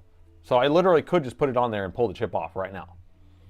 But what I'm telling you is trying to get, I mean, the chip's probably bad, so we have to go get a donor one off of something, right? Just dig around over there. We'll find one, pull it off, reball it, put it on there. Done.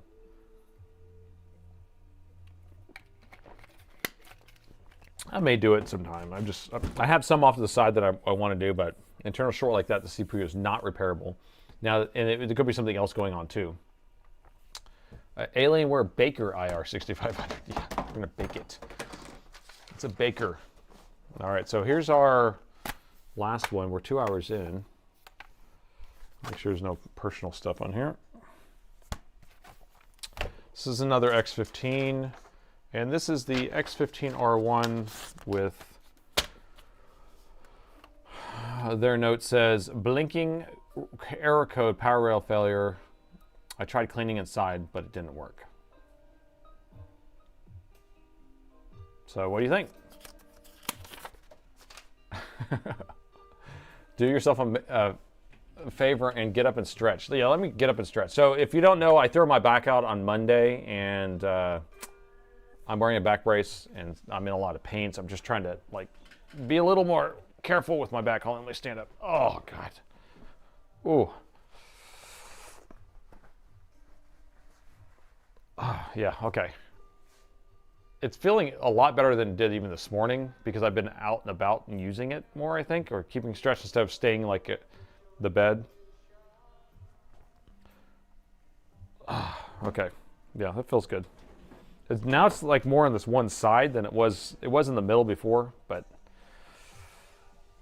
okay. All right. Do we need an intro for this one, or should we skip the intro? What was it? Light code, power rail, X15R1. Do we like the intro, or is it annoying? I'm just doing it because I thought that y'all liked it. That's fun. 800 milligrams of ibuprofen. Man, I barely take one ibuprofen at a time. And so when this happened, I took 3. 800, that's crazy. You like the intro, you like the intro. Oh, so funny. Yes, I like, okay.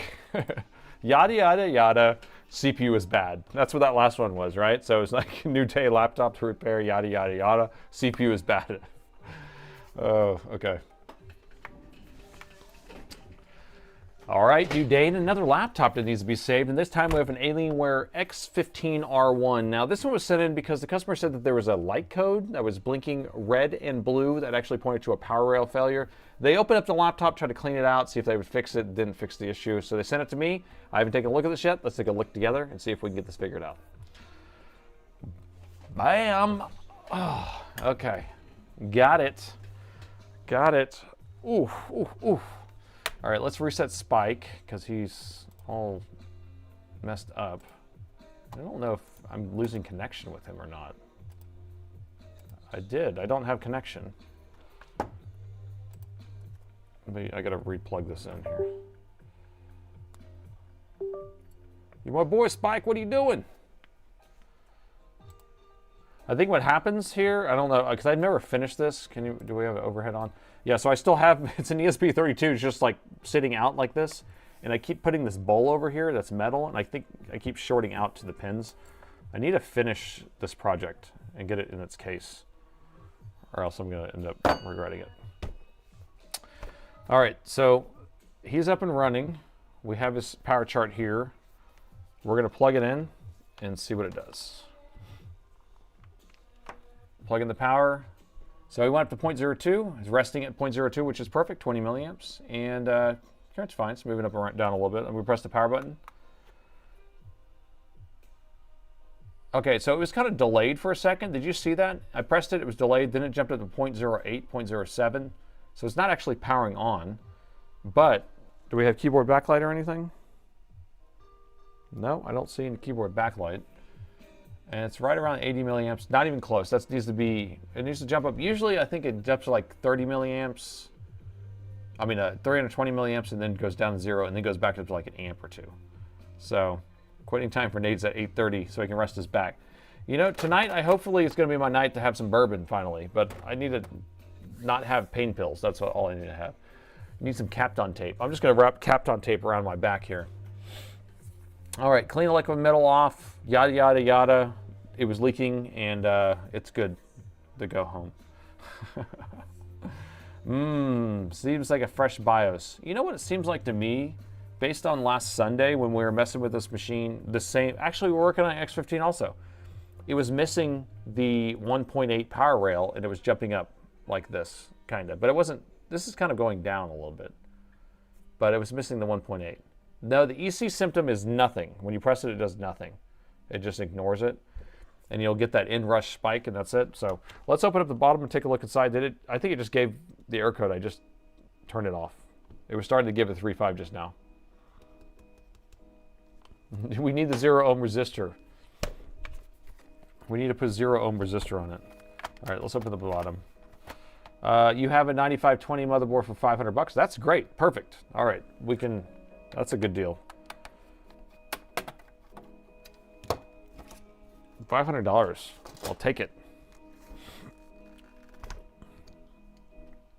All right, we got the bottom off here.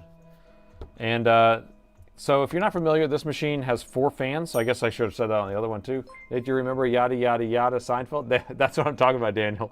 That's why I'm just like, you fill in everything with the yada, yadas, and then it's all the way to the end. Yada, yada, yada. Motherboard was bad. All right, battery's unplugged. But I do love this design with the 4 fans because I think that is the most efficient thing. And then the backs of these fans are opened up, or at least this side is. Yeah, the back of this fan's opened up and it blows across here. This one's not. But a lot of times they make it where it blows both directions, which that's why I'm modding the M16 and M18s to do that, where I'm actually blowing in onto the RAM because it has issues. I choose. Yada, yada, yada, blah, blah, blah. It's properly calibrated wire. So let's take this back cover off too. And then we're going to plug in the power and to see where the voltage goes.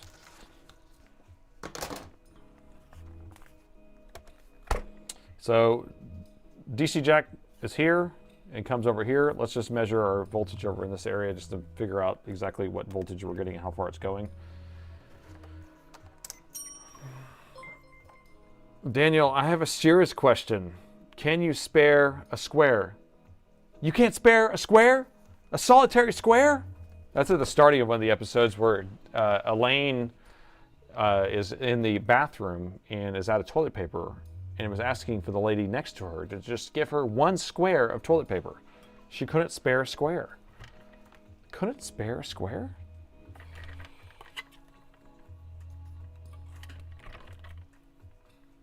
That is a serious question, Daniel.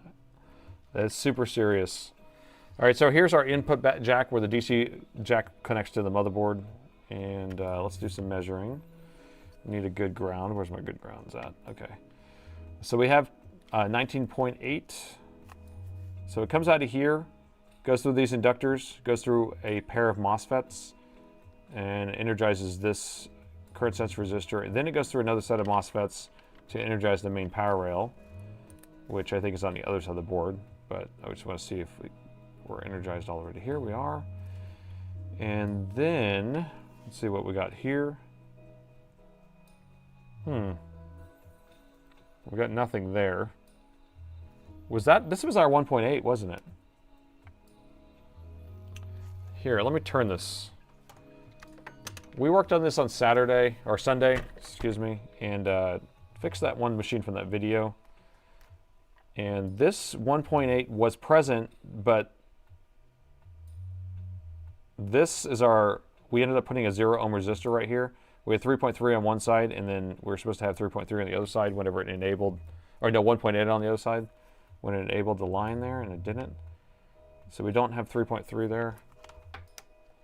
But we're already missing our 1.8, which is kind of what it looked like. So we got 3.4 there, and this side we got nothing. Do we have voltage coming in? 19 volts. 0, 0. And then this is our 19 volts coming in. So this whole area is 19 volts. Wait, no, wait. Is that right? Oh, there's a divider right there. Can you see the divider line? Let me zoom in. All right, so here's the 19 volts coming in to this chip right here on those two legs. And then this is our 1.8 going out. And then this is a 1.8 to actually turn on these other 1.8s on the other side of the board. So, PUG1, is that what the name of those other ones were? PUG1? What do us girls do? What are you saying, Randy? All right, so we don't know why we're not getting a signal here. Now, I don't know where the enable is. We'll have to pull that up to take a look. 3.4 there. 3.4. Let's pull all this up. We already have the board view up. That's brilliant. It's brilliant, I tell you. Oh, okay. It's funny, we're going straight to the 1.8 and we didn't even need to question it. Wait, let me go back this other way. All right, so here's our input jack. We measured those things and then we came over here and this is our 1.8 coil. And we have our 3.3 here, but we don't have our good 1.8 here. We have our 19 volts going into these 3 pins, and this is our 1.8 out. What we need to find is our enable. Is that our enable? Right there, okay. And then our 5 volts. Where's our 5 volts for this chip? 3.3. I guess it uses a 20 volts, it doesn't use 5. So we need to see if that's there. I guess. What y'all saying? It's hard to see.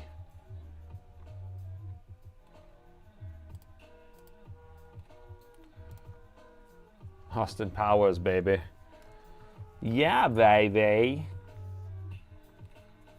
All right, so this one, we got nothing here. So we're not getting an enable signal, so it's not the chip that's gonna be bad, it's gonna be the enable signal. It's gonna be missing. Now, if we just short those together, should the chip come on?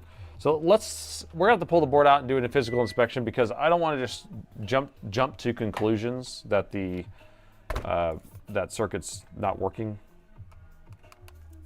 We'll have to look around anyway. Check for short on the 10K. There was no short on the 10. You're talking about on that resistor that we did a 0 on before? Do you make me Randy, Randy?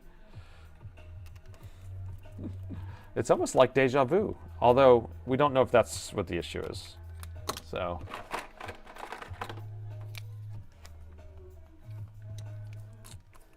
When I pull out SSDs, by the way, I mark the back of them. So we know this is SSD 2, so I put 2 dots. This is SSD 1, put 1 dot. That way I can keep track of it. Okay, put in more FOSS. His meter is a custom project. Yeah, this one is a custom project. I'll release it soon. You guys will all have access to it for free. Unless you want me to make you one. Never kick the man pills.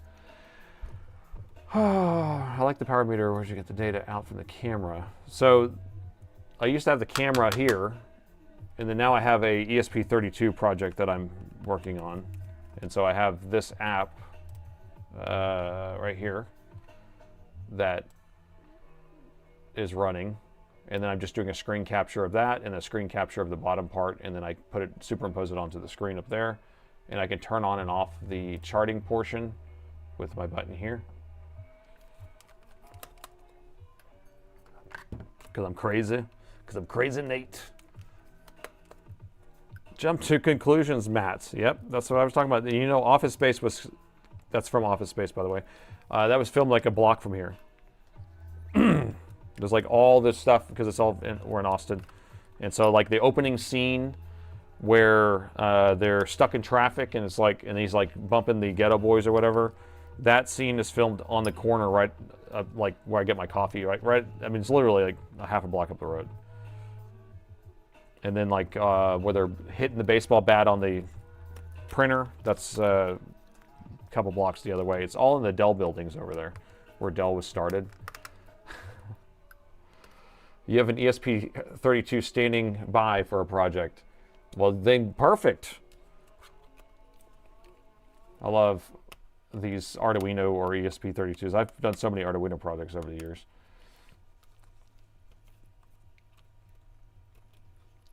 I'd love to make one too. I probably should just release it and just let the world fix it, because I'm like trying to fix all sorts of different things. Like I have a newer version already than the one I'm using right now, but I keep editing it at home, but I don't have one of these setups at home, so I push the code to my GitHub and then I sync it back down here, and then I haven't tried it out.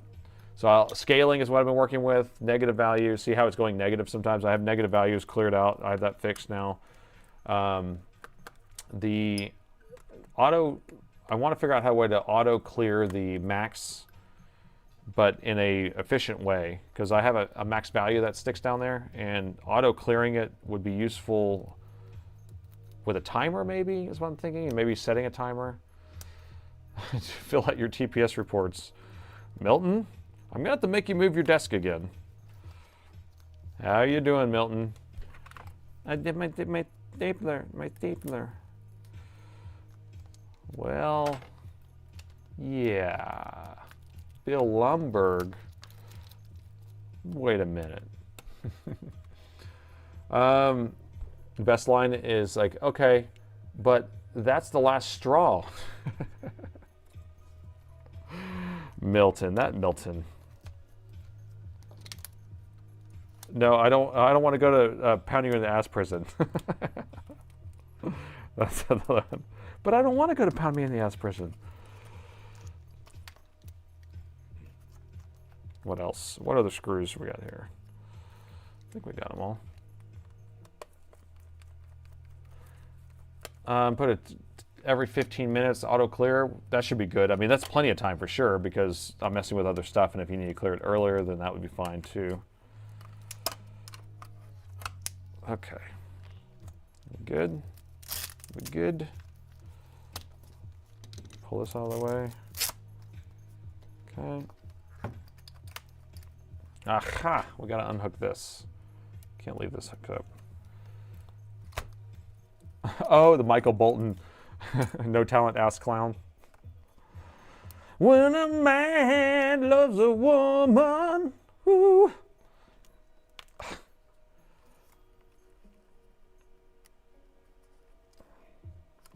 Michael Bolton. Ooh. And then he said he had to like Michael Bolton whenever he was getting fired. Your name's Michael Bolton? Oh, you can just call me Mike. It's funny. Mike Bolton. That'd be funny, like, Mike Judge wrote that, right? It'd be funny writing that and be like, okay, all right, we're gonna have a character named Michael Bolton. And he doesn't like Michael Bolton's music at all. All right, so we have it pulled out. Let's focus a little bit. Enough of the office space. But 3 volt, 5 volt power rails. These are a couple 1.8s. That's our 12. That's our RAM power supply, I think. That's our main power rail. Where's our charge one? Charge coil. I don't know where the charge. Maybe that's the charge coil. Where's the battery? Yeah, maybe. I don't know. So let's just measure, see what we have. We want to make sure we don't have any shorts on the board before we start poking other places.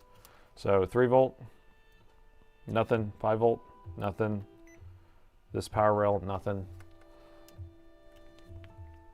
Right, so this 1.8, this 1.8, and then this was the 1.1, so that's fine. This is 37 ohms. When we have things that are powering things that use a lot more power, then it's going to have a lower resistance. So that's fine.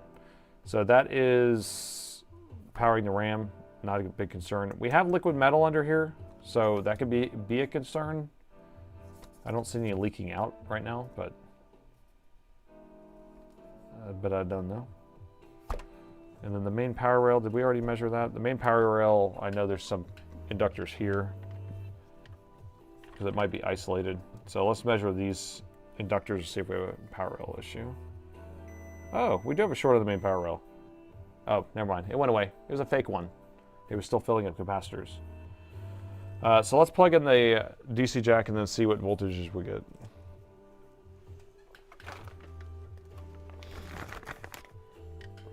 What does TPS stand for anyway? I can't remember what TPS stands for. Like, TPS, I'm sure somebody has it. Thank you, Mike Judge. So the false positives, whenever you're measuring and you see a short and then it kind of goes away, it's because it has to fill up capacitors. So I usually hold it for an extra long time before I concur that it's a shorted power rail. Trust platform, that's a TPM. TPM, test program set, okay. Test program set, like the Superman program, where they're gonna steal fractions of pennies.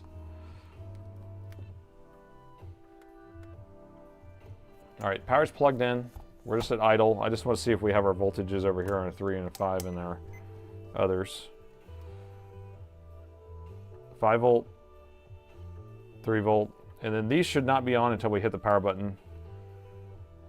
But the 1.8, I feel like we're supposed to be on, but let's press the power button, which is going to be these first 2 little pins on this thing here. Is it coming on? Nope. Try again. Come on, baby. God. It's hard. Oh, it is on. Okay, it's on.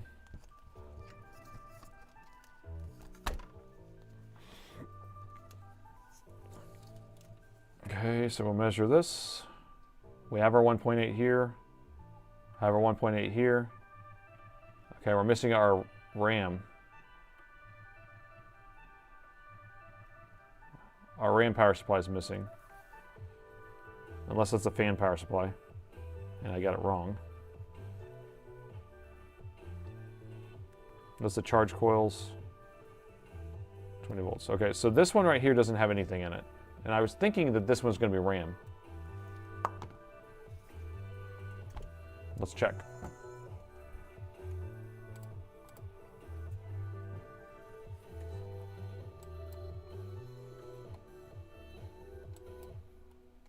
All right, so what we just looked at, we measured 3 volt, 5 volt, those all matched, those are fine. These two 1.8s were up and running, so this is the one that was not on. What does it go to? 1.2. And it's the 1.2 for the DDR4. So I was right. So we're having a DDR RAM power supply issue, whether we have a short on it, or a short, or the chip's not starting, or a signal, or what, I don't know. But that's where we're at.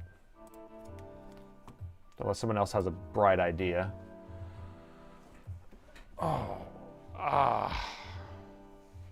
Throttle position sensor, TPS. Yes, that's a good call. The TPS sensor, I've had to change those out before. So we measured the RAM power supply at having 37 ohms, which was okay, I think. We have a board right here we can measure on, but so let's pull the heatsink off just in case. But I don't know. Does this look suspicious over here? A little sussy.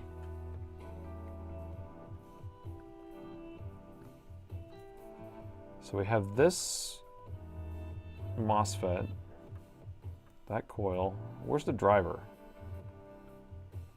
Is this the driver? Is that the PUM? It's that one. That's the driver. Oh, we've worked on this before. Okay, I remember this. I remember this. I remember this. So if I put a signal here, I believe, if I put 3.3, or if I jump this, if I jump something over here, I can get the power supply to come on. But so we just need to see what voltages we have here. Yeah, about those TPS reports. So we have 5 volts there. Got 5 volts there. 5 volts. Oh, so we're getting all the signals, actually. Interesting. We don't have our output there. I think that must be bad. That chip must be bad.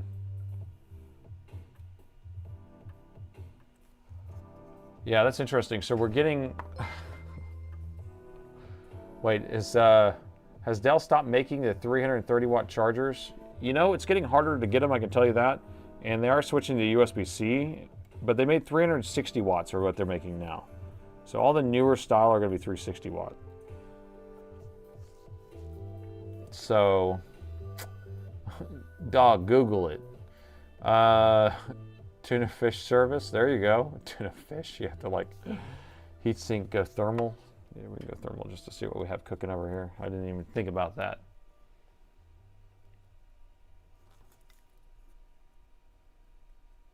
I can't tell, is that on or not?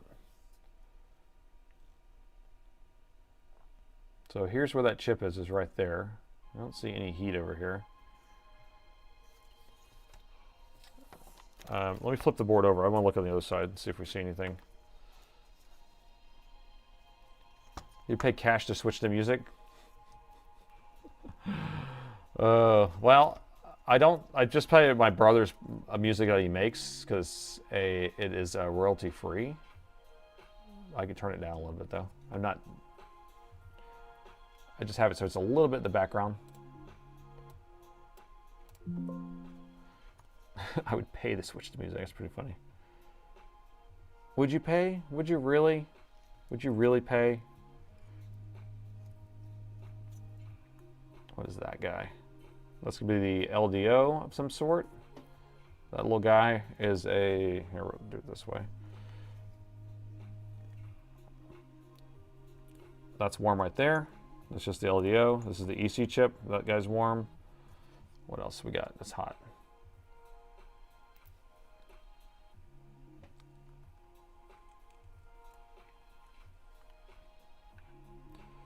That's all we got that's hot. I'm going to turn it off and I want to turn it back on and then we want to look at the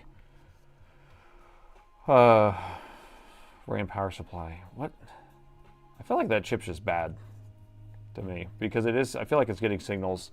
But let's pull the heatsink off too, like someone else suggested already. Let's pull the heatsink off so we can take a look underneath.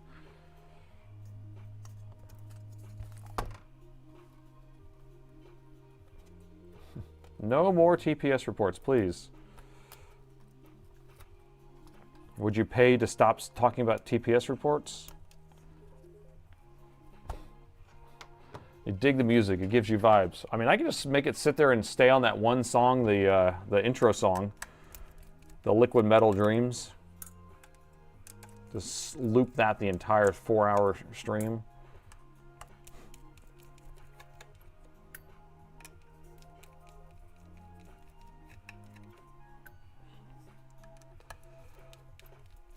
How to get access to such development like the meter. Well, soon I'll have it released, so it's on GitHub, but it's private right now. But I will give it away, and you guys can make it better.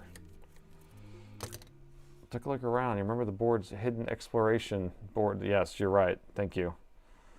All right, we'll take the heatsink off, and we'll do a physical inspection. I concur. Keeping me honest. And there's no liquid metal in this. How is that possible? Did they de-liquid metal it already? I don't know. But normally there's liquid metal on the CPU on this. Okay. All right, let's do our once around the board. I'm going to take this cover off too, so we don't miss anything.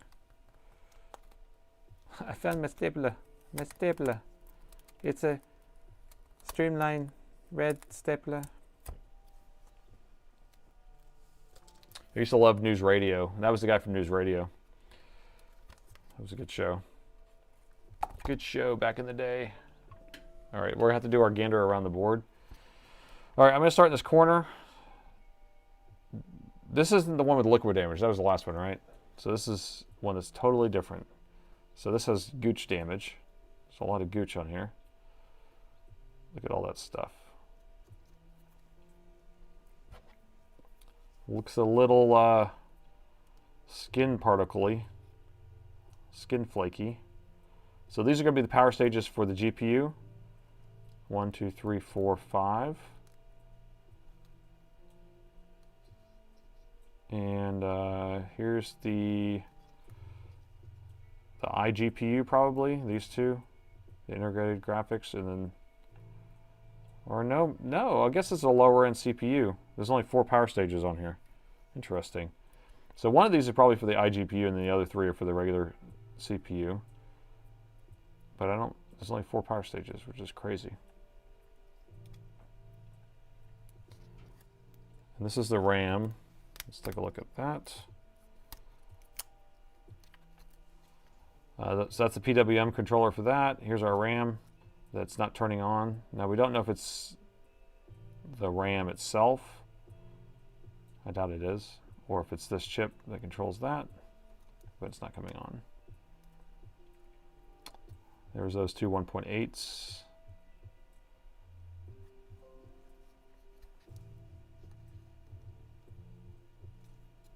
So heatsink compound. So we got some flaking going on here. This is from the little cover that we just took off of there, but we'll clean that up. And this GPU would have more RAM sometimes. All right, let's get over here. This is going to be the VRAM power supplies for the VRAM there. It has its own current sense resistor. Okay, here's the charge coil I was looking for earlier. So there's our charge coil stuff. That's the main power rail. There's our power management chip that powers or controls all the input MOSFETs and charging the battery. 3 volt and 5 volt. Those are the MOSFETs for the 3 volt and 5 volt. That's for the Tron lights. That controls all the lighting. The beautiful Alienware lights. And there's our beautiful, beautiful chipset. Let's make sure we don't have a short on the chipset, but I doubt we do. I think the ECE is bad. Hope not. 35 ohms, that's okay. We just don't want zeros on here, okay? So we're gonna measure the capacitor is pointing towards the center. 35, 35, 35, 35. Okay, so those are fine. Now these I think you have to measure on the inside, not these. Yep. Okay, we have a problem here, unless this is pointing in. Oh, no it is, okay. And the last ones.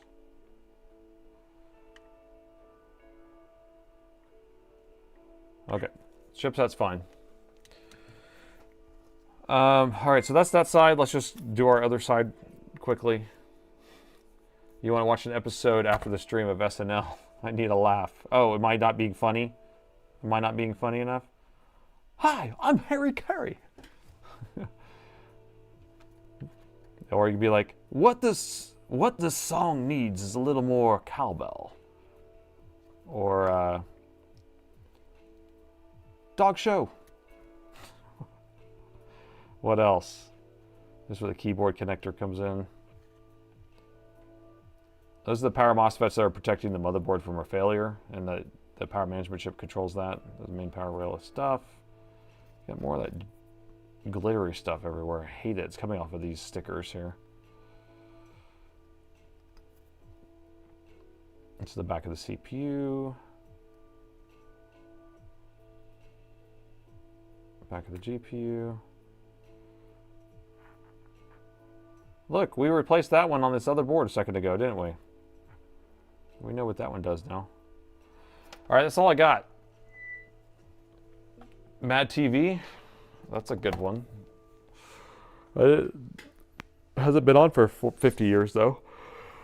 Oh, affirmations. Daily Affirmations by Nathan Smiley. By Crazy Nate. Have you ever wondered why a motherboard doesn't turn on after a customer opened up? It's because they ripped some parts off the board. Okay, so what do we need to do now? Because we just did a look around the board. We're trying to determine what's going on, and so what I can tell, or what I've, excuse me, what I've seen is that the RAM power supply is not coming on. So why is it not coming on? If the RAM power supply is not coming on, the CPU will not come on. That's just kind of the order of operations. So we'll have our 3 volt, our 5 volt, and our 1.8s, and then we'll have our 1.2 come on for the RAM, and then once that's good, then the CPU will come on. So we need this before we get that, but we don't have it. All right, so if we come over and take a look at our board view, this is our chip here, and the enable, so 1.2 good is there. I think we figured out this was the enable before. Because this also produces a 0.6, so 0.6 and a 1.2, which the RAM uses, both of those. There's the VDD, 1.2 VDD, so we need to make sure we have those, which I think we did have that. CS, let me pull this up.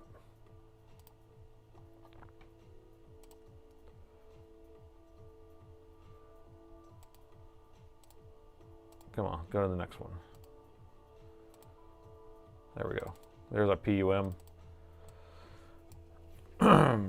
So VDD, S1 phase, blah, blah, blah. What do we need? That's the good. Boot.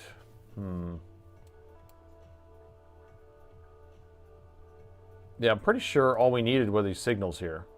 When I messed with this before, it was like we had 5 volts here, VDD here, and I think I jumped this and I got it to turn on. If I jumped that.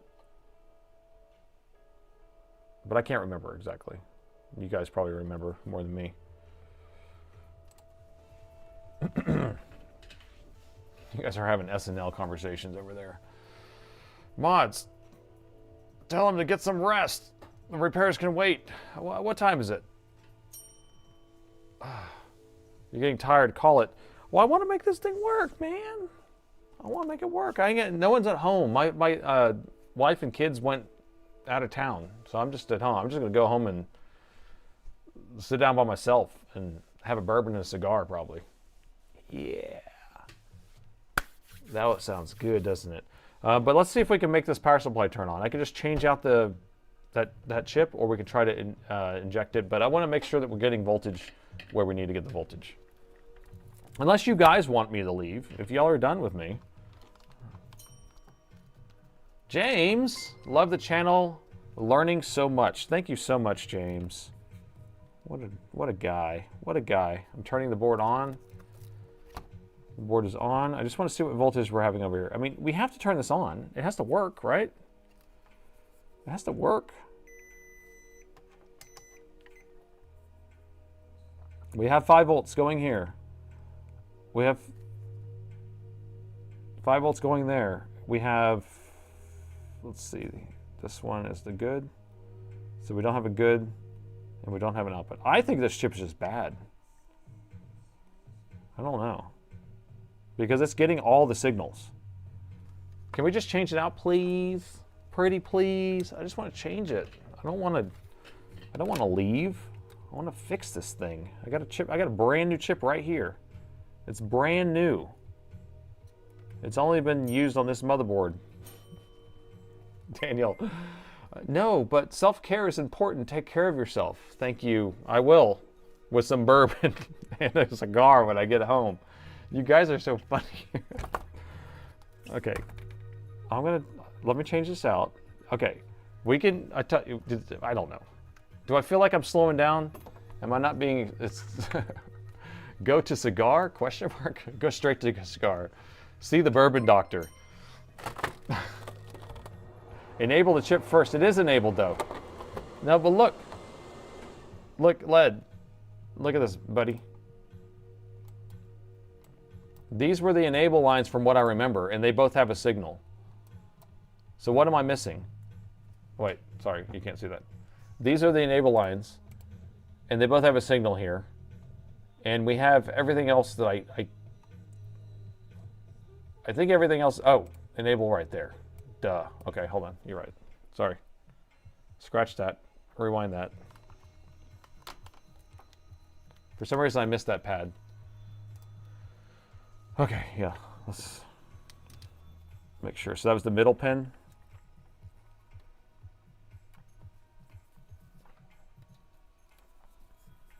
Maybe I do need to quit. Oh, it's not enabled. Well, the dingo ate your baby. Okay, so where's our enable come from then on that? Middle pin, yes. Okay, so let's go back over here. So that comes from that, which comes from over here.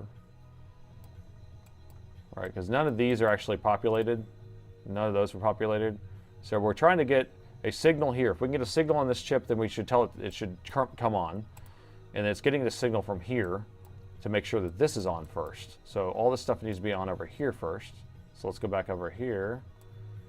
Let's see. This is a muxer or something. What is this? No, it's a power on VN, VDD, just 3 volt PCH.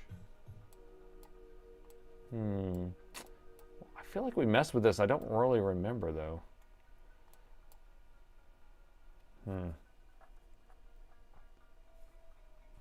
So up here, huh?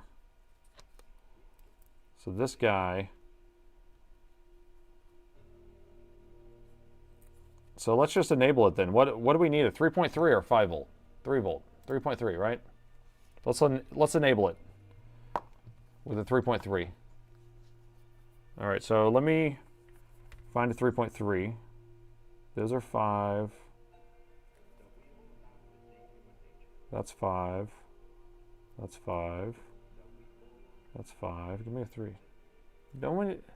It should be 3.3 to enable, right? Turn it on, turn it on. No, I have it on, or I had it on at least. Why is it so low of current now? I think it turned itself back off. Let me turn it back on. Turn it back on. Okay, it's on. So let's make sure that now that we haven't had it sit forever. Okay, so we still don't have a voltage here, but we need to find a 3.3 and then we can just jump over to it.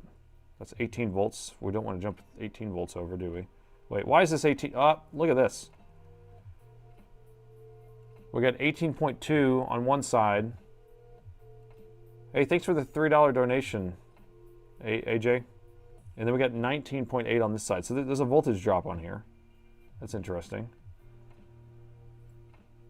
But anyway, we need a 3.3 that we can just kind of jump across, or we can just use our power supply. I think I'll have to use my power supply.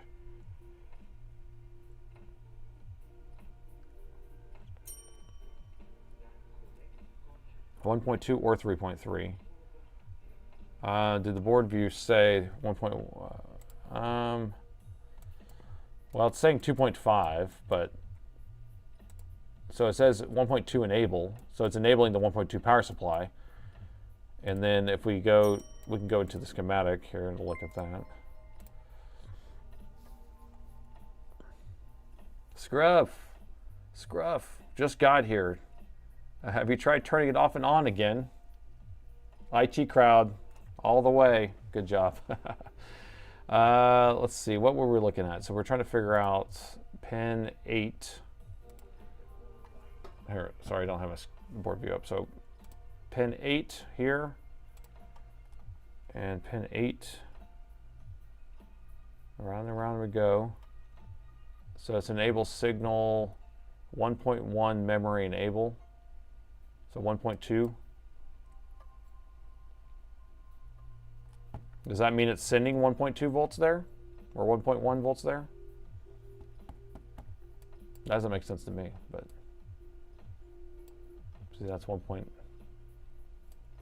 Done now. This is 0 ohm.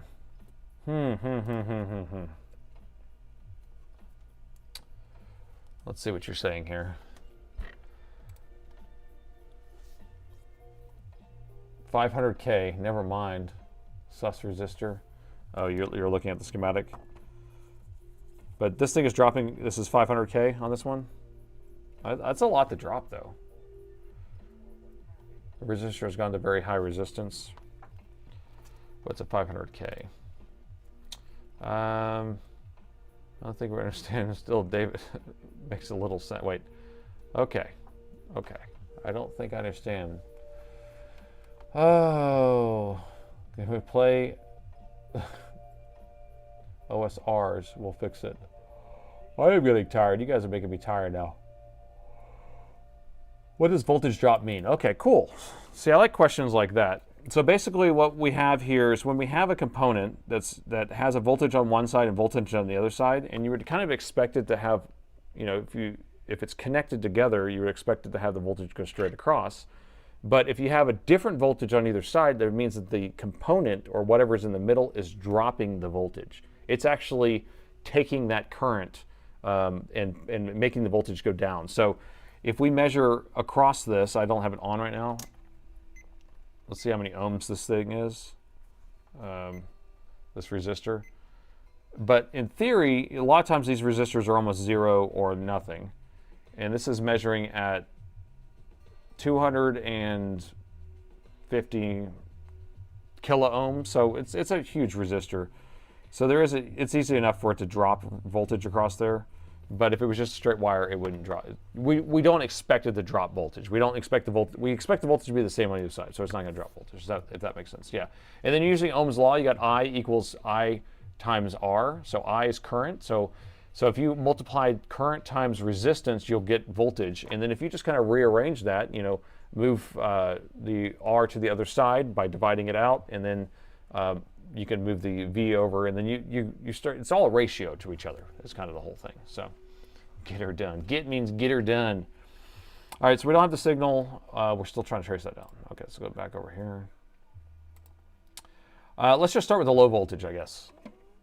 I'm going to use my power supply instead, because then I can, instead of just jumping across, I think 3.3 is not going to hurt anything, but we can start with like a pile of wires. Darn it, I'm like pulling down all sorts of stuff.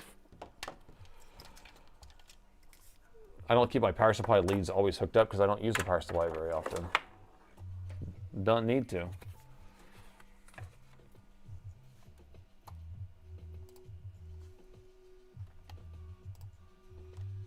All right, did we decide how much we're going to inject?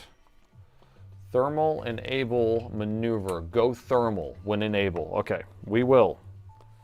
I do love it. Should we start at 1.2 volts? I don't know if I like that. Seems stupid to inject 1.2 volts, but I don't know. Let's get the spike taken down.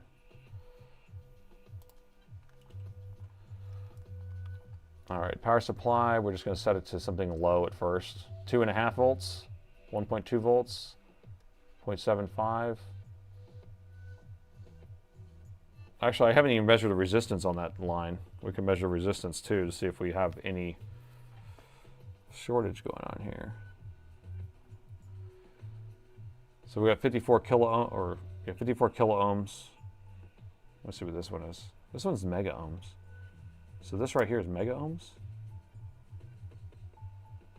No, 67 kilo ohms. So anyway, we're just going to put 2.5 there. All right, so we're going to have to do some fancy maneuvering because what I'm going to have to do is plug in the board, turn on the board, then flip the board back over, and then do the injection under thermal, going thermal. So what were we setting this at again? 1.2? Start with 1.2, is that what we said? All right, 1.2-ish. 1.21 gigawatts. Yeah, I should put it at 1.21. All right, I'm plugging it in. I'm flipping it over. I'm powering it on.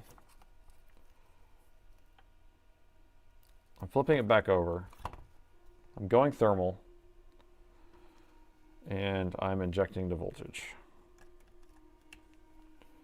Oh, and I also want to measure that line at the same time to see if it turns on.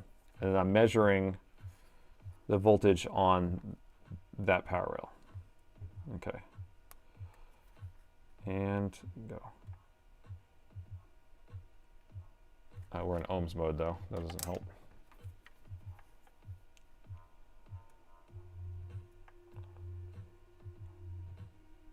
Can't tell what's happening. Can anyone tell?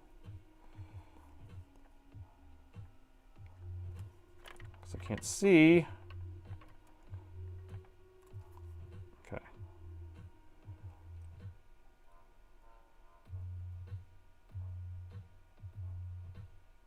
So for a second it does something. You see how it's kind of pulsing every time I touch it? But it's not coming, the power supply is not coming on. I'm going to go up to just a little more. Go 2.5, whatever it takes.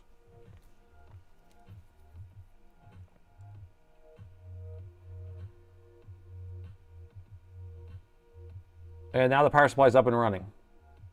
You see my voltage up there, 1.18?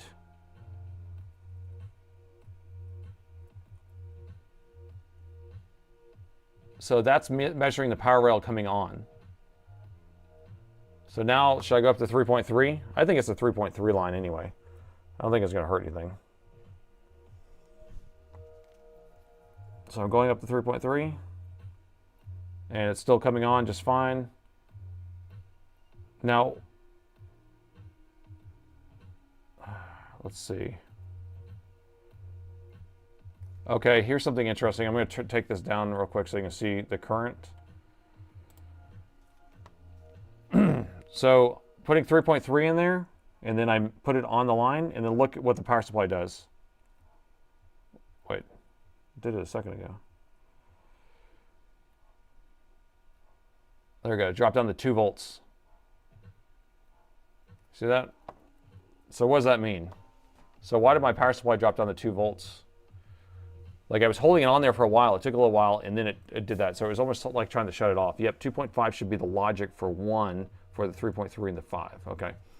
So that's probably why it pulled it down to 2 volts, is because I was going too high on the logic. So 2.5. Something did get hot, and it was in that chip, I believe. But maybe there's a component right up here. You want me to do split screen, maybe? You know, let me turn my light off or turn my light down. Let me cool it off a little bit because that circle ring is so hot right here because it's hot. Let me just blow it by air here just to get rid of the thermal signature.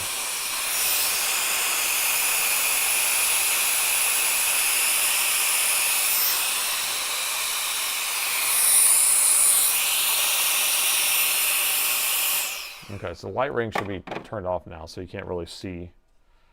And I'll just put it on low brightness. There we go. Okay. All right, board is on still, but it's probably not pulling much current at all. And I don't have any of my meters on this screen, on this split screen, I just realized. We'll have to do something about that at some point. All right. Darn it, I can't see anything. Alcohol test, bourbon test. This is bourbon test time, that's what it is. All right, let me go back to this view. All right, I'm going to inject that voltage again. 2.5, so we have our 1.8 up. So what is this hot thing there? Right here? There, okay.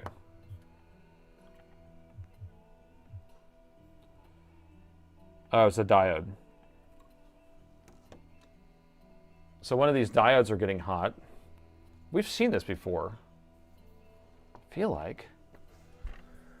It's probably because I'm backfeeding the circuit, or I think 1.8 is supposed to provide 1.8. Alcohol test, indeed. Yeah, the hot spot is the diode, for sure. It's one of these diodes are getting hot. But it doesn't mean the diode's bad, but it could be. I don't know. Don't know. Okay. That's actually from SNL. I don't know. Or, okay. There's a couple of scenes that they have that one in there, right? All right, we're in diode mode now. Does it show that? Yeah, we're in diode mode. No beep. No. Oh, this one's shorted?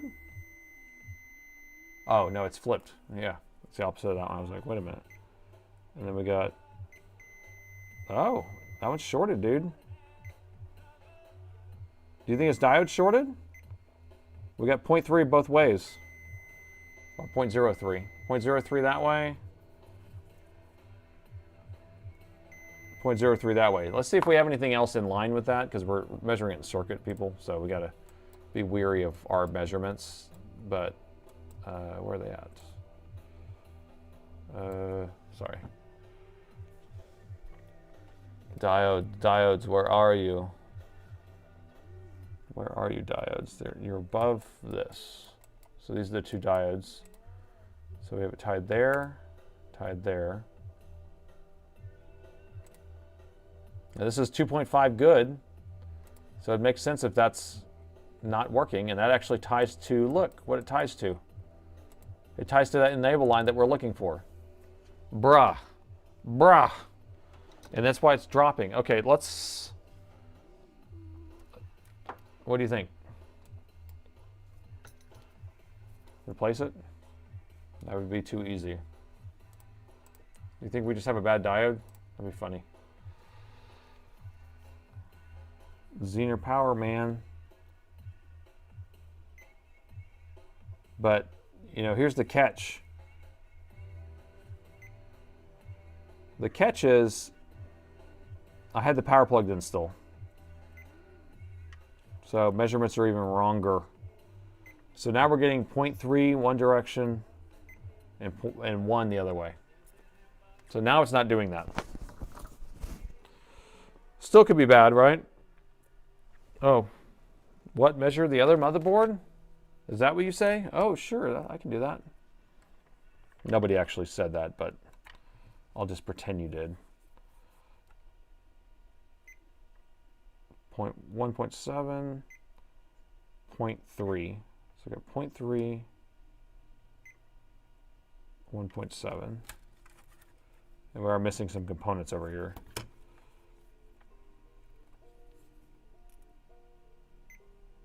1.3. Looks fine to me.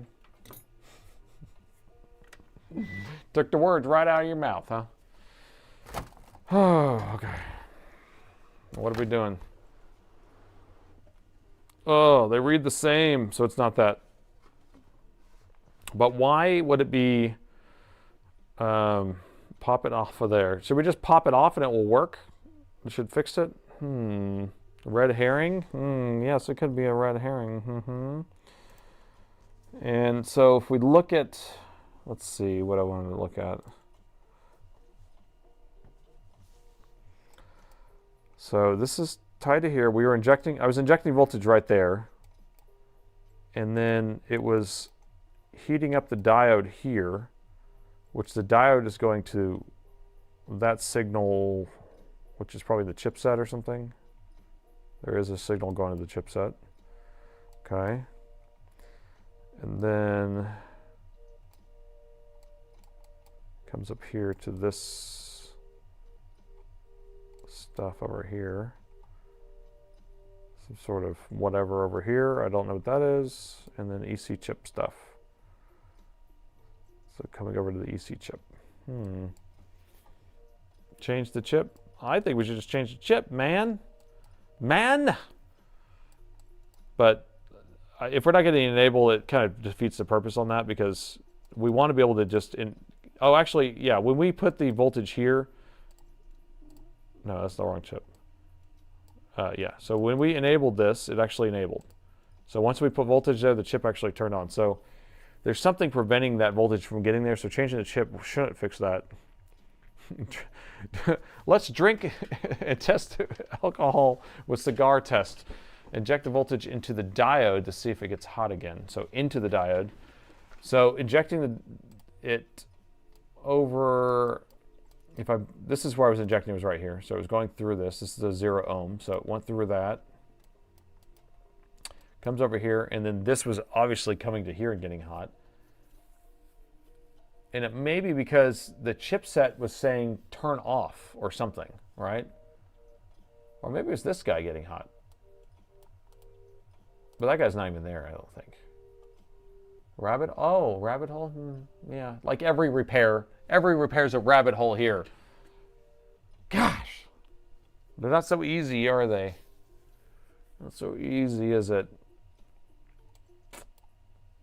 I want to take off. Let's see, what do I want to do? Do I want to take something off, put something on?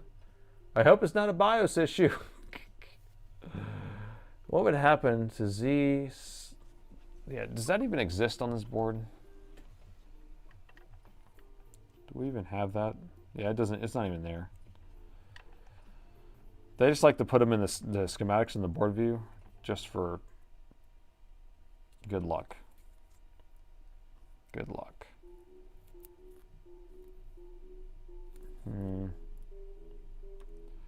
So if this is shorting, let me measure this to ground real quick.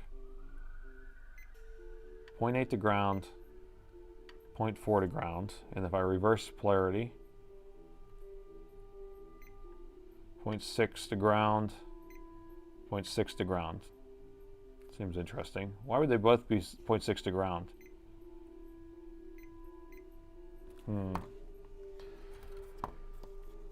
Huh? Does the Wi-Fi card use 2.5? Wi-Fi card, does it? I think it uses mostly 3.3s everywhere. Okay, to ground, 0.6, 0.7, 6.7, 1.5, 1.2. This is to ground. Make the dial go boom. Raw dog, repair it. Is Lead Farmer raising his hand? Let's see. Let's see what Lead has to say. We're going to let the Lead out. Oh, he's leaving. Bye, Lead. Oh, man, Mr. Farmer's on his way out. See ya, Farmer. You my boy, Blue? Well, if he's leaving, then we must quit, because we don't know what we're doing. He didn't raise his hand. I thought he was raising hands. Pick me, pick me. Okay, PML. We're gonna get really focused on this. PLM 11. The logo above the M is a dark spot. Okay, PLM 11. PLM 11. PLM 11. PLM 11. Where art thou?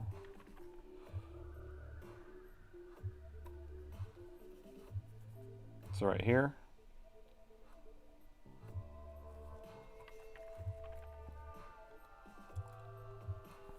Yeah, I guess we could actually check the MOSFET. No, because it works. So that's the thing about this, is like, it works, right? We put voltage here, and this thing produces 1.18, the voltage it needs. Now, the question is, why are we not getting the signal here? Yeah, I mean, I wouldn't mind pulling a diode off of here, but this is like, yeah, let's just pull one of these diodes off real quick. I'm just gonna set it off to the side. We'll put it in a happy little location next to it. If you thought we were leaving, you know, I may quit soon, quit early, I don't know.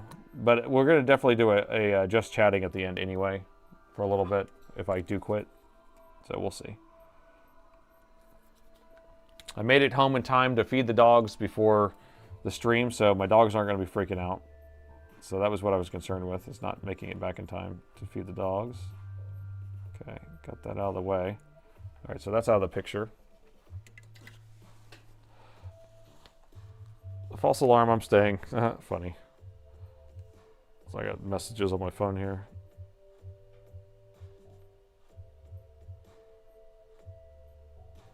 Okay. All right, now what do we have when I do this?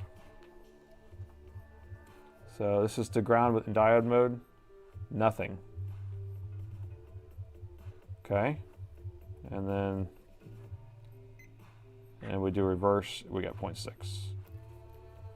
All right, let's turn it on. Let's see what it does. How many dogs? I got 2 dogs. I got like a small mutt that's, it was a 6-pound Chihuahua mixed with like a 20-pound stray dog that my cleaning lady had picked up off the road, and then next thing you know, her Chihuahua was pregnant, so she gave us one of those dogs. And then I have a black lab mixed with a spaniel, a cocker spaniel of some sort, the old mixy. Okay, there we go. I turned it back on. Spike is up and running, and we need to figure out what voltages we have here again. So we don't have voltage there. Don't have voltage there.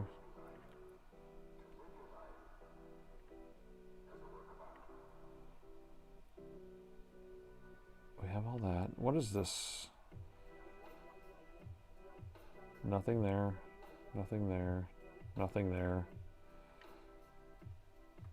All right, so let's put that voltage right here again and see if this thing comes on. Raw dog it.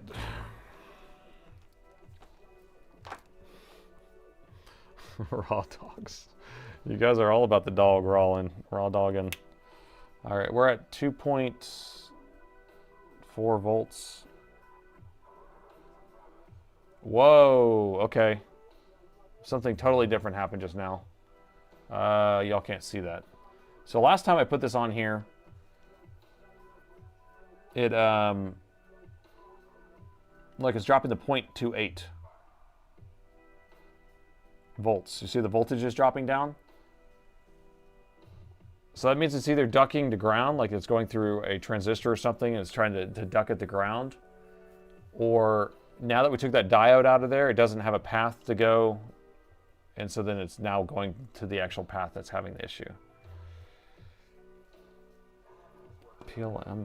PL11 is missing.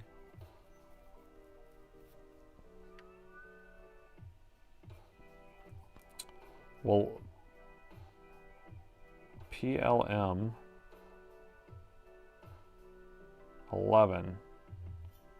I don't know which one that is. It's probably that, right? I don't know. They always have things missing here. Let me measure the power rail whenever I do this. I'm going to check to see if the power rail actually comes up when it does that. Comes on for a second and then drops down. So you ready? 1.8 and then drops back down. All right, let's see what's getting hot now. Going thermal.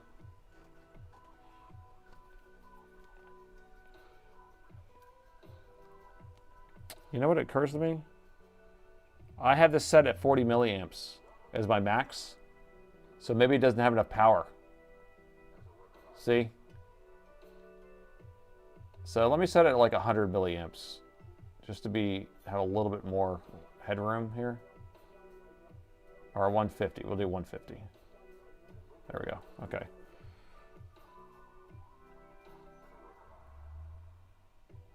It's using all of it. But it's staying up. It's shorted for a second. Okay. You want me to check the donor? I have a board that kind of works too, I think.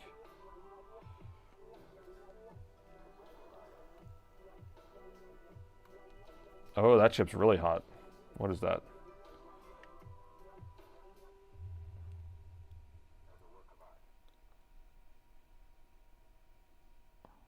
Can't tell.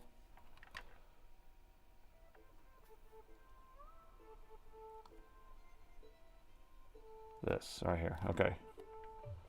All right. So this chip is getting really hot when I do this.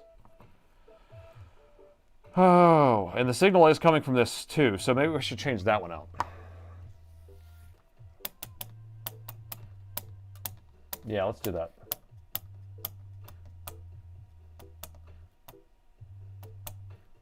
That's what I'm thinking. Okay. I don't know exactly what's going on, but the thing is that we have, so it's like everything's like a chain reaction. You have to have a chip that has to have, you know, all the power and all that stuff, and then you have to have signals that tell one thing to turn on, and then once this is okay, that tells the other one.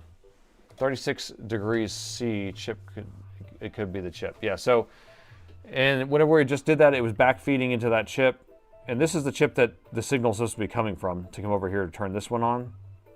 So let's put this back, let's replace that, and then see how it goes, okay? At least we have some sort of game plan.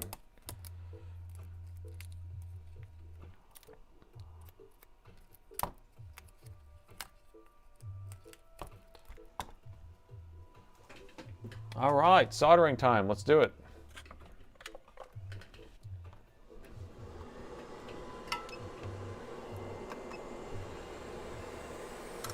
So I'm just going to move this one back real quick like.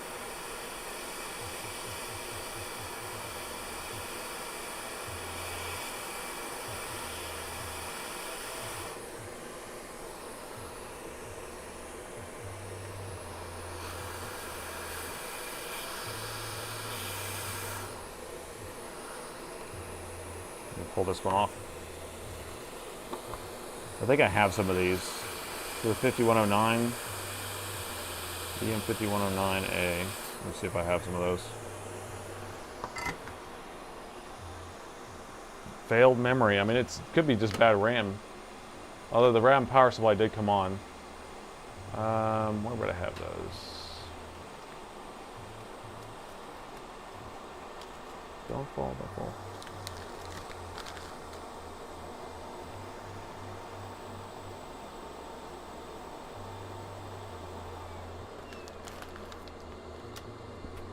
I got so many chips here. So many chips. I try to keep them organized, but I'm not always good at keeping them organized. Yeah, I might be better off just taking off the donor board.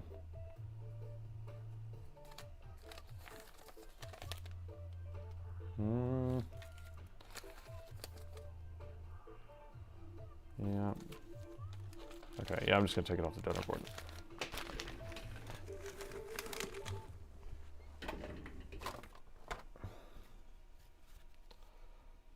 Please like the stream, everyone.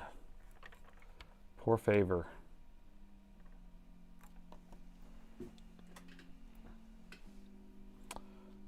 All right, that'd be nice if this just fixed it. Because then we could just hang out and then go home. Okay. Prior to replacing the chip, check for shorts on the pads and the board view versus the board view. Okay. I like that idea. So we have the chip off. I like that idea a lot, actually. All right, so here is our chip. And what are we supposed to have and what are we not supposed to have? So these all together are going to be 2.5 volt memory, or for the power supply for the memory. This is the good signal that we're trying to get sent out over to the other chip to turn the other one on. This is the adjust. Robert, thank you. Nate, sorry you were late for the stream, just got off work. Roman says hello, and again, thank you for the laptop. Well, thank you so much there, Robert. I still haven't even got to try the bourbon yet because I had been sleeping in the hospital for the last 4 nights, or with my mom being in the hospital, and then I threw my back out, and so I've been on medication. So I'm about to go home tonight and try that bourbon out. So thank you so much, Robert. It's good seeing you guys. All right, this is going to be the power. Should be a 5 volts going in here. This should be VN. That's probably, it might be at 20 volts maybe. And then that's the on. Okay, and then that's the signal to turn it on. Okay, so let's take a look at that stuff. Hopefully we got it. We got it.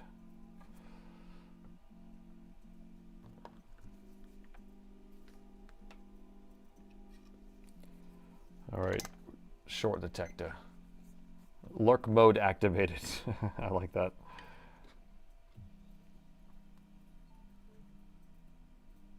All right, so we don't have a short here. These 3 pads are connected. No short there, no short there.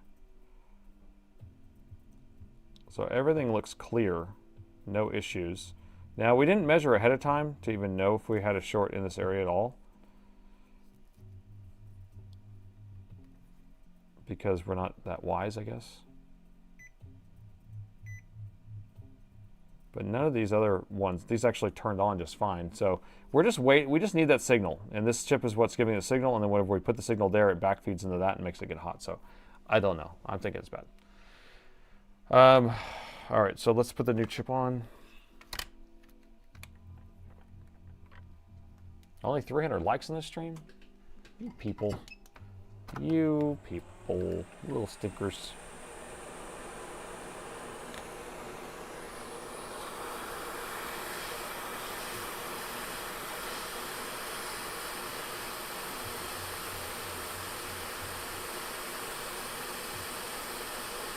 All right, got that off. Brand new 5109. Right there.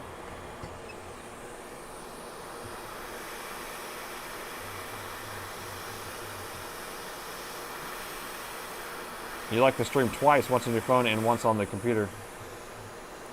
For the new chair fund. Oh, thank you so much. Yes, I will be getting a new chair sooner than later because I've had this chair forever. It was already a used chair when I bought it. I'm cheap. But I do need a new chair because I've been sitting in this same old chair forever. Thank you so much, Real. Okay. Like new, like a pro, like I've installed chips before.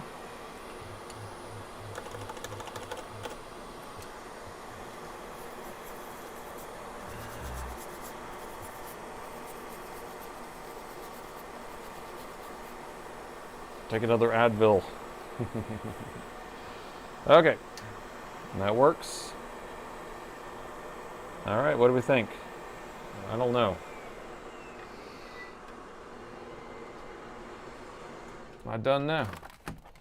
I don't know. My optimism is depleting pretty fast here. I just want to plug it in and see what it does. Oh, 640 likes when you reload it. Okay, that makes more sense. I was like, 300 seems kind of low. Okay, 3 volt, 5 volt. Those are all present. All right, let's reset. Let's turn the thing on. Dodgy at best. No, the other repair was very dodgy. This is perfect. Is it on? Look for it to turn on. Okay, on. But we're still not getting it to power on all the way.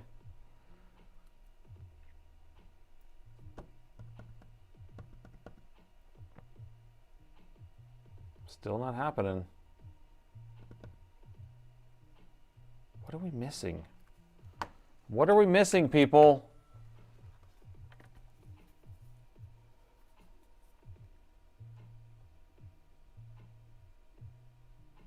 So this is the chip we just replaced.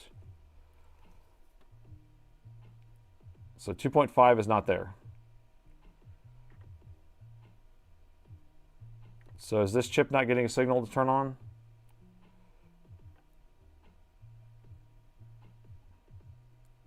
.4. What about this? 5 volts. 5 volts. So we have 3.4, 3.4, 5 volts. That's nothing. That's nothing. That's nothing.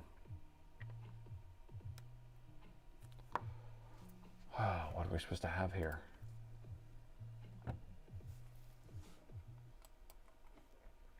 So we have 3.4 on these pins and 5 volts there on the BDD. And then this we got nothing. And so therefore we don't have that. But we don't have a signal here, right? So we don't have our signal there.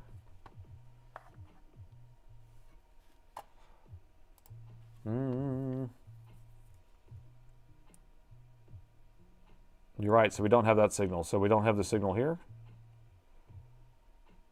Okay. And that signal comes from this diode.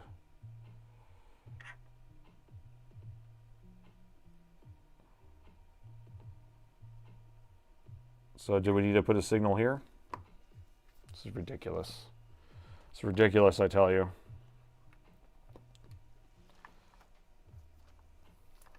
Okay, let's do it.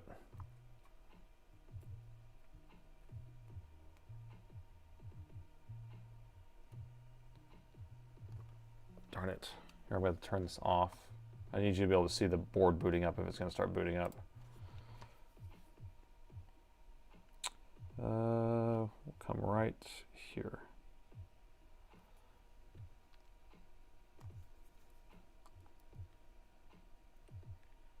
Nope, that's not working either. All my wires are getting tangled up. What are people saying? Oh, further up the pipeline. There's got more pipeline further up. What is a common 2.5? So the RAM uses 0.6, 1.2, and 2.5. So when you're measuring DDR4 memory and you measure around, you'll have 2.5, 1.2, and then you'll have a 0.6.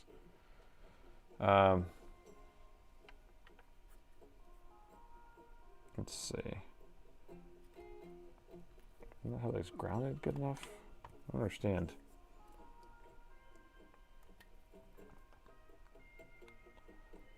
Okay, 2.5 is coming on when I put an enable here. Okay, so that's good. So now are we getting the is good signal here? We're only getting 0.2 on the is good signal. Why are we getting that?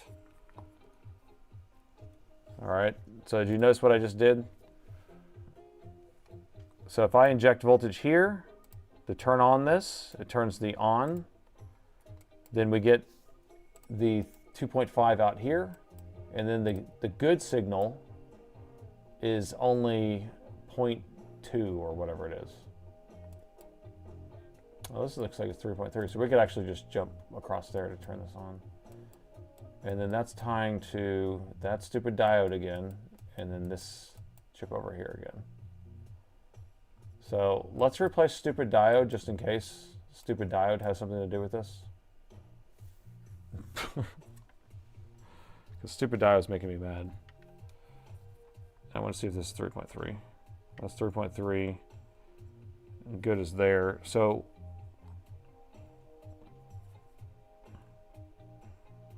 if I go like that,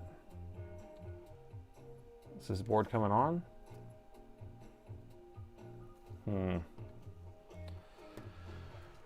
Oh, both diodes are in series together. See, it goes here to there to there to there. So they're going like this in a circle,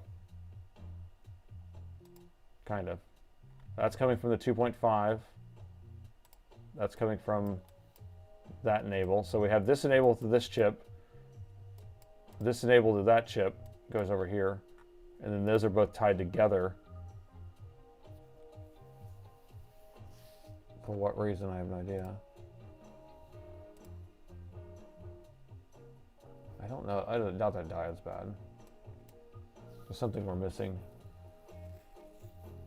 I don't know if the diode died or not. I don't know. It measures okay, I guess, but...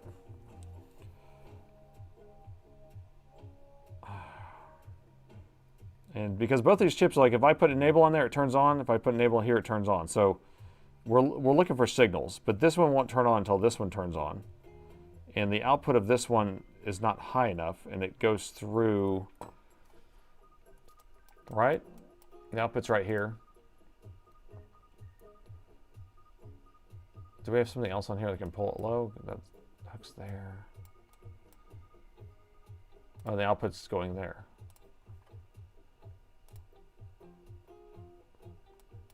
Yeah, the only other thing that's hooked up in this line is going to be that stupid diode. Or these resistors. But those are actually good. So like if I put across here, so if I short this pad to this pad, then I should get 2.5 there. That's what I should get. Okay?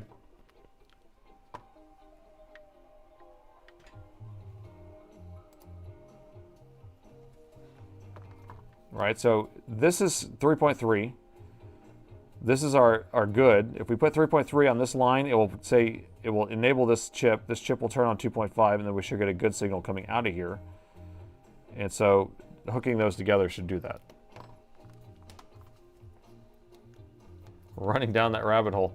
Yeah, I'm about to call it on this because I am getting tired and I want to hang out with you guys for a second before I go home. So let me turn that on. And then I want to get my probes in a spot where I can measure. So I'm going to measure this power supply while I short these two things together right here. Nope. Okay, let me measure this power supply while I do that. So that turns on the 2.5, and then this output right here is not working. Okay, so what about this if I short these?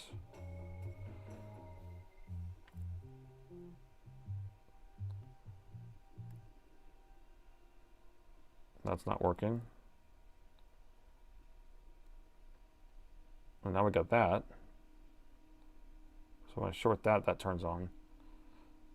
Yeah, it's weird this output.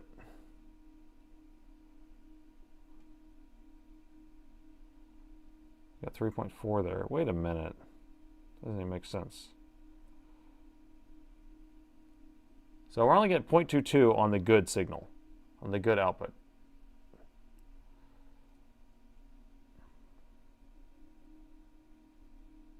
Okay.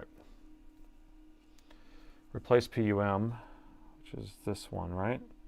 Let's just replace him. Let's replace him, and then I'm going to call it. Okay? At least for right now.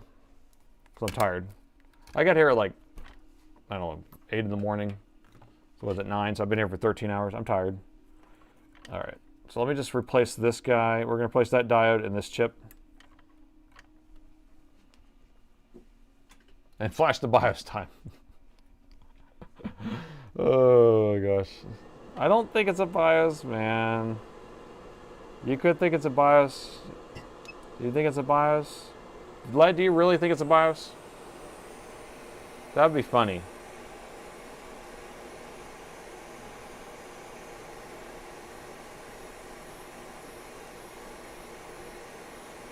Do you really?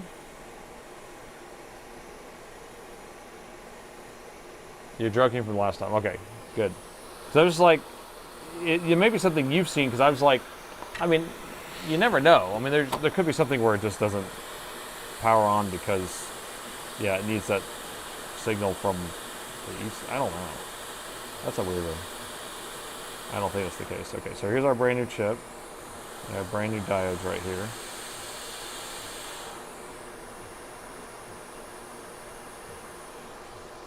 Although I usually like to pull the old ones off the board first. Now I'm like in this predicament where I have this stuff, have to set it on the ground or the table for a second. I went out of order. So I usually take these off first, so then I can just directly place them on there. But now I'm like having to deal with doing this.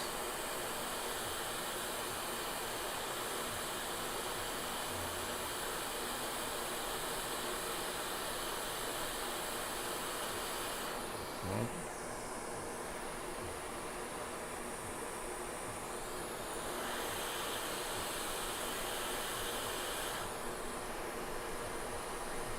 Come on.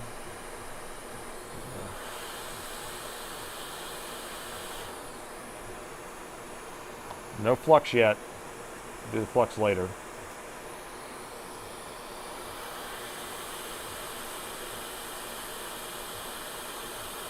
Now the thing about replacing both these items, we don't know which one was what, which was the issue.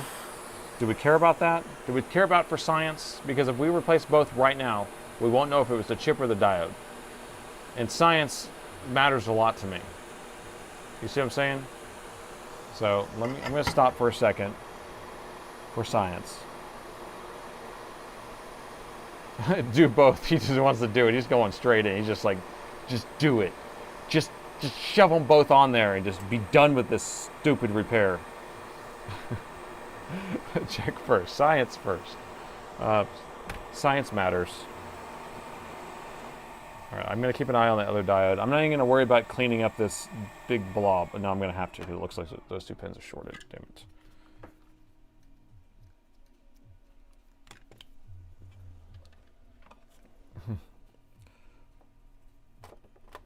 All right. Darn it. I can't get it in this angle.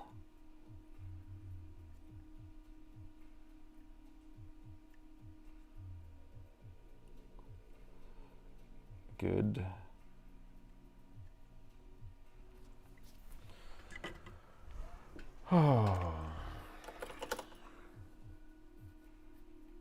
Can't tell if I even fixed it or not.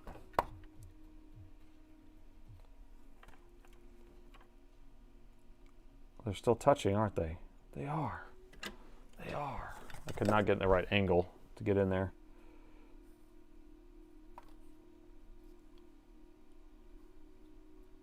There we go. That's what I'm looking for. Daddy likes. Daddy likes.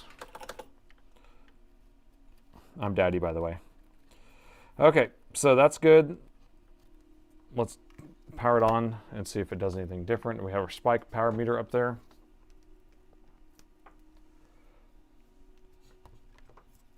And I will press the power button right about now. 0.08, still doing the same thing. Okay, science says, Tazzy Chopper.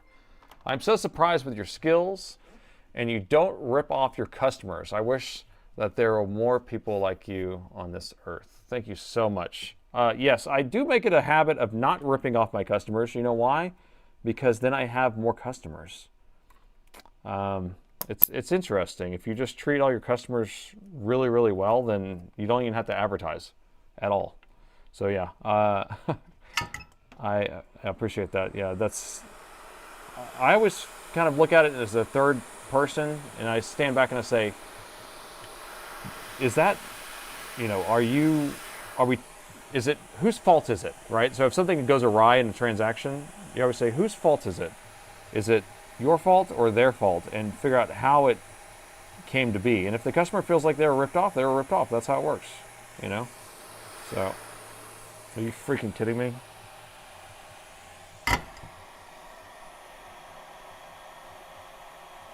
Ninth dimension. I think I found it. Oh, gosh. Blame Harris. Yes, blame Harris. That's how we do it. Harris is one of my other technicians, and we can always blame Harris for that. Damn it. Okay. Gotta be careful. Be careful. There we go. So you can see the line right there. See the line right there. See this line right here? See that line right there? We're putting it the right direction. It's the opposite of the other one. Okay. Try this again. Science is hard.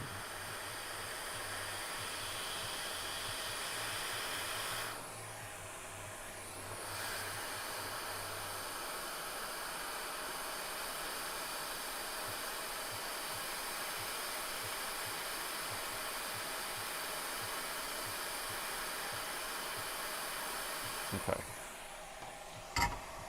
Okay. I feel like I'm just like, let's just change the chip. Let's just change that chip. Let's just change that chip. What am I, a part swapper now? Is there any science to this at all? Is there a methodology? I don't know if it's, I earned that $10. Let's just clean up after ourselves like good little ones here.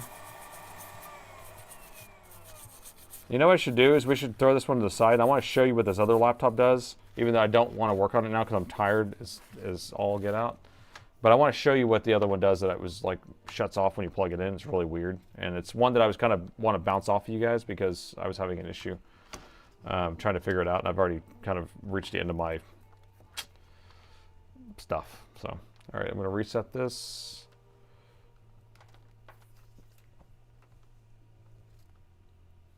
You're tired. Time for chat time. Yes, I agree. So if this doesn't turn on, we're going to chat, and I can show you the other laptop if you want. Okay, keep an eye on the power meter. 0.08, 0.09, same old, same old, same old, blame old. Okay, so I don't know. It's just, that's something else. So we need to save all these chips here because they're still good.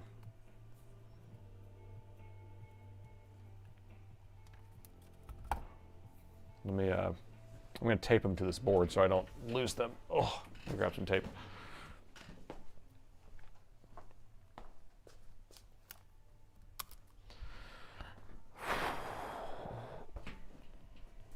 Okay.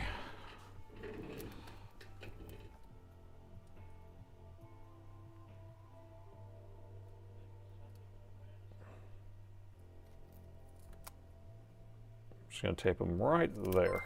There we go. Okay, time to sleep on the rabbit hole. Yeah, so whenever I have this issue where I can't figure something out, it's better just to sleep on it, and then I'll come up with some sort of eureka moment in the middle of the night. And figure it out. Screws, screws. All right, so we can just hang if we want.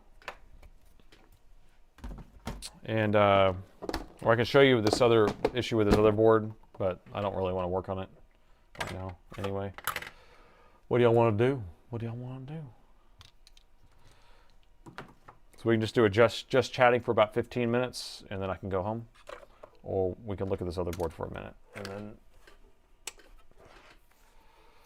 just chatting and shenanigans it is. All right. Show us. And it goes back and forth. Always. Whenever I ask those open-ended questions, there's always people on both sides of the spectrum, so it's kind of hard to... yeah, I'll do it real quick. Real quick. Typo on CPU bracket. Bracket. Oh, did it say that really on the CPU bracket?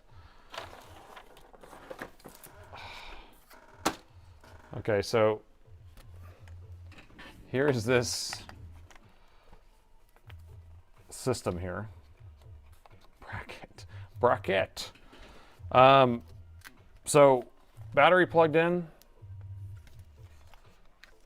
Is it real or is it fake? I actually have something. I'm going to reset Spike because I want to show you what it does. Okay, so we're in the BIOS. I'm just going to go in the BIOS here.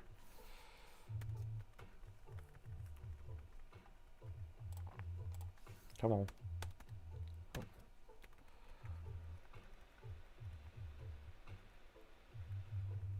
Read your bedtime story. Okay, so we're in the BIOS. All right. The machine works fine, boots to Windows, everything runs. It actually initially came in when, wait, what does it say? Slay 1213. When you're getting a battery for an Inspiron, I have been waiting for a few months. For which Inspiron though? We're getting shipments of batteries from Dell like every single week. And so if you've been waiting months, that means that Dell hasn't had them. And then that means we're only getting them in these battery loads. So sometimes we'll get a battery load of like a whole pallet or 2 pallets of batteries from Dell. And so, yeah, which one?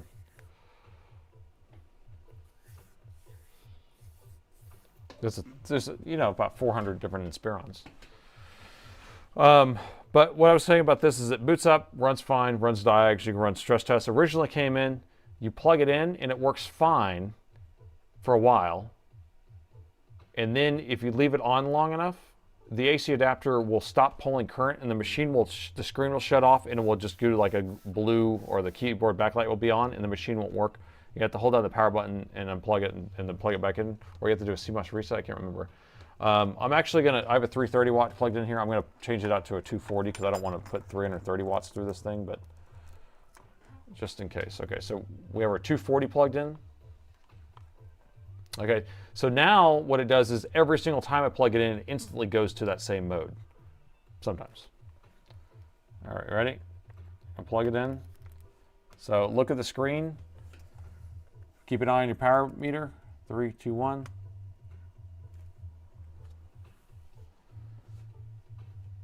See that?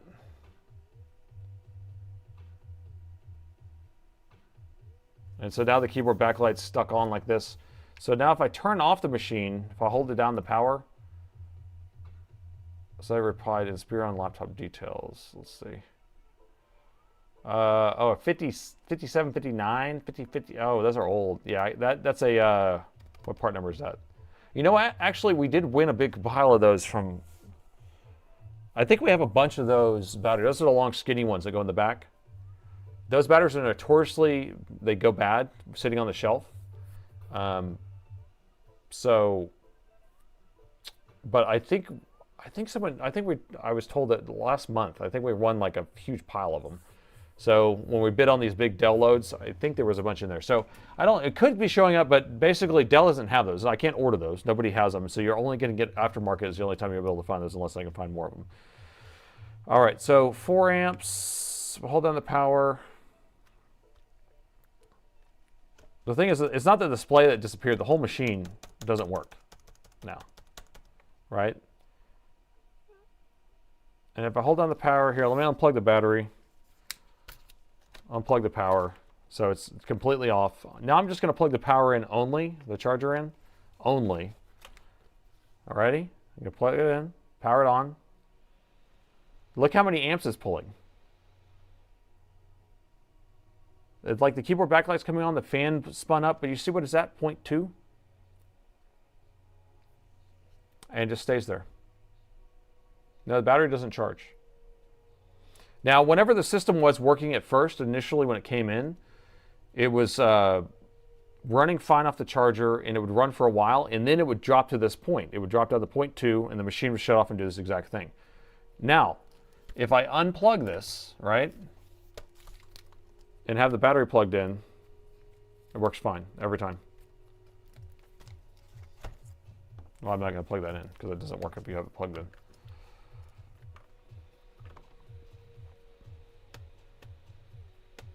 Yeah, BIOS defaults, I don't think so. I flashed the BIOS on it.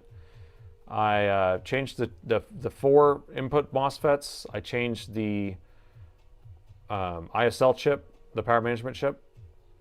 And then I changed all the MOSFETs on the CPU. Originally I was thinking it was a PWM issue on the CPU because it would happen after a while.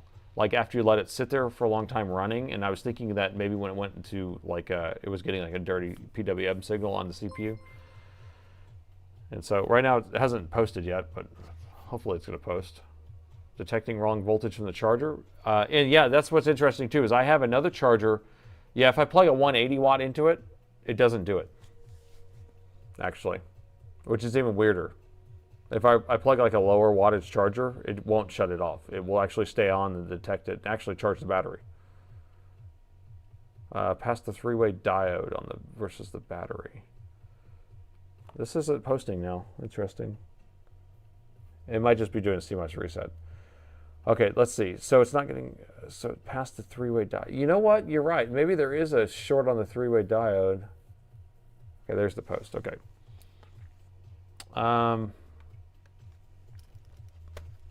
And what would make it do it intermittently or after a little while, right?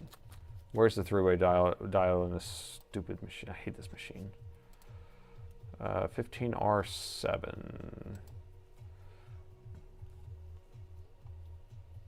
So this board. So we have power coming in. So I changed these out. Okay.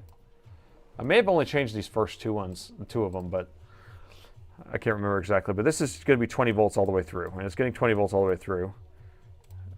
That's the dividing one. So that one could be it. This is going to be the battery charge circuit MOSFETs that charge the battery. I changed that out.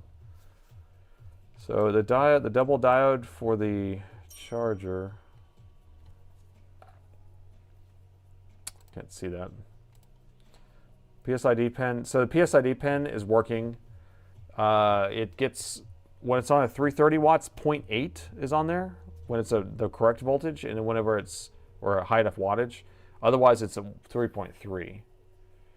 This should take a 330 or, I don't know which one it has. They have a 240, so I have a 240 plugged in.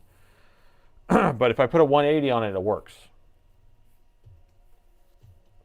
Thermal issues. I don't think it's thermal, but originally I thought it was because it took a while, but now it's doing it every single time. And what's interesting, I'm trying to think if it was like after I changed out stuff or pulled out the board and did stuff. You already changed the battery MOSFET. I haven't changed the battery MOSFETs, but the battery MOSFETs work. So let me grab a 180 watt real quick, a lower wattage charger. Let me grab a 180. Because if we have something lower wattage, it actually works.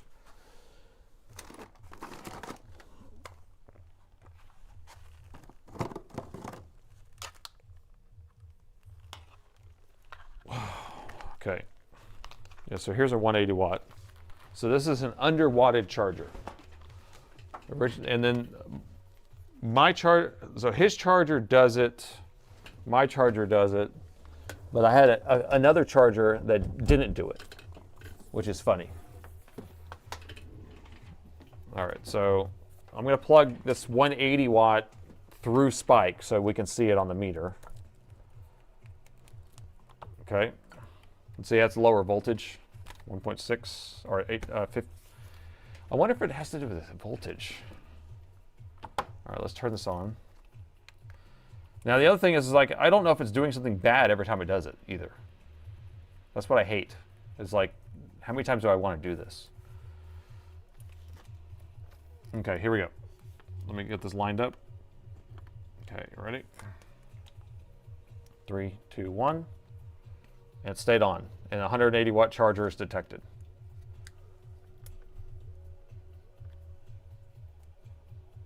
See that? And then look, charge current. Do we have charge current going? There we go. Now it's charging. Crazy, huh? And it works fine with this one.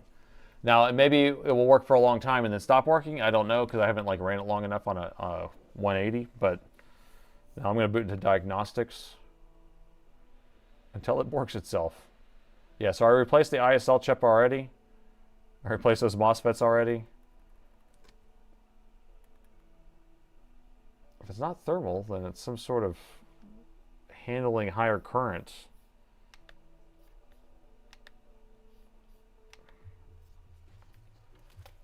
All right, we can see it at the battery's at 55%. 56%. All right, so I'm going to unplug the charger. I'm going to plug it back in just in case. Plug it back in, see if it does it.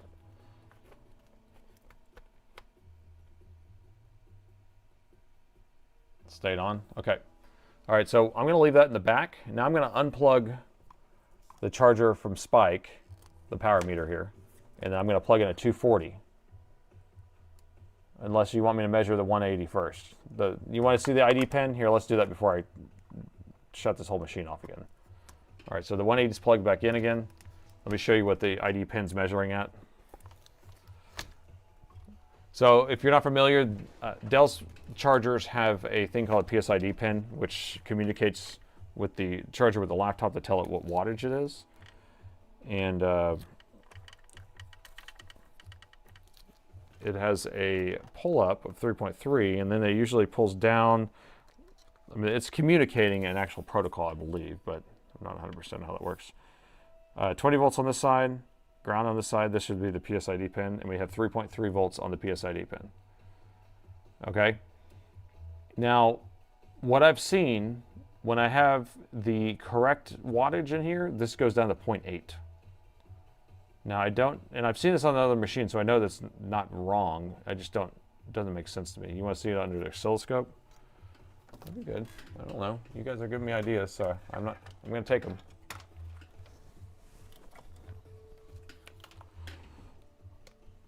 Not bad ideas.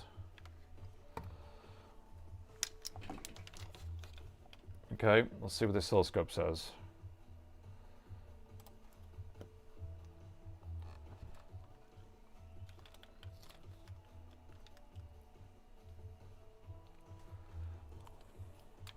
So I'm going to measure the PSID pin signal, see what it says, see if it's doing something actively or not, and then we're going to plug in the other charger and make the machine shut off or do whatever it's going to do. I need to find a good ground though. There we go, found one. Okay, let's reset this. Okay. PSID pin.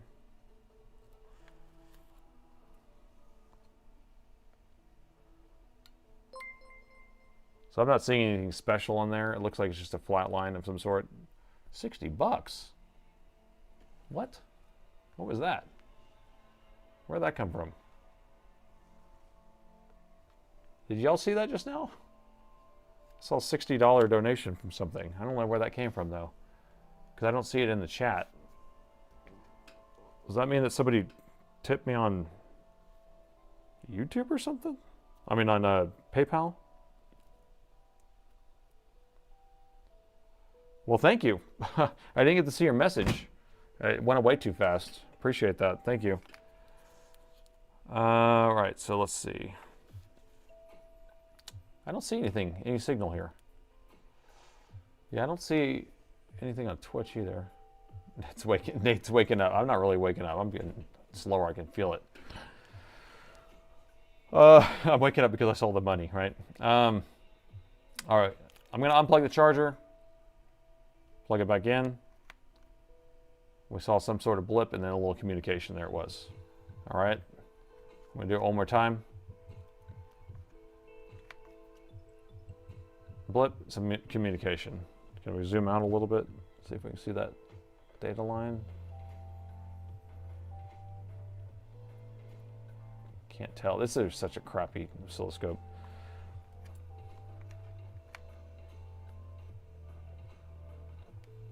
All right, now should I plug in the big charger? You ready?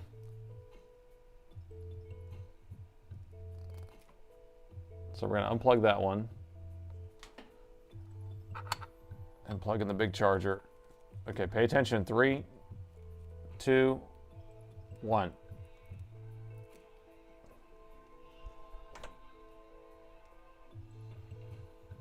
You got nothing, that's it. It didn't do any communication or anything, and I don't even see it having a full voltage on there or anything. And measure with the other stuff here. 0.8. That 0.8, which is what I've seen in the past on these. So, anyway, something to think about. I'm not going to mess with it anymore. I just wanted to show you that stuff. It's pretty weird. So maybe you could think about it for Sunday. I told this guy, like, I said, look, I don't know. I've changed out a bunch of stuff. You're probably going to end up having to do a motherboard on this one. And he's like, okay, well, just keep it as long as you need to and just mess with it whenever you can. So that's where I'm at right now. And yeah, for fun, for science. Oh, yeah, KR tipped me 60 bucks. Kerr, where's he at? Thank you so much. 60 bucks. I'm going to go get me some bourbon with that. Not tonight because they're all closed, but drink my bourbon when I get home. Giggity, giggity, giggity. All right, let's do some chatting. All right, so I got my heads-up display here. Wait, Led, what do you want to ask? The funny charger did do the appropriate handshake signal, and then you try the good charger in the same wattage? No, I tried, the 180 did the handshake and it did 3.3. 180 watts lower wattage, it's my charger still. And then the 240 just shut off. But what's funny is I have another 330 or 240 in the other room on my test bench that worked every single time also. And so I don't know if it has to do with what. What if it's a DC jack?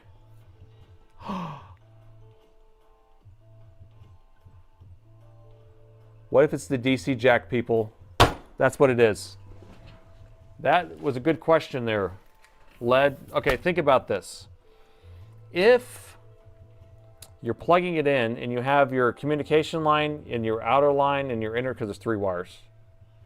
If these two are supposed to make contact first and then this one, but it's making contact with this one first, then this one, then it can be messed up. It's not a broken socket. The socket's fine.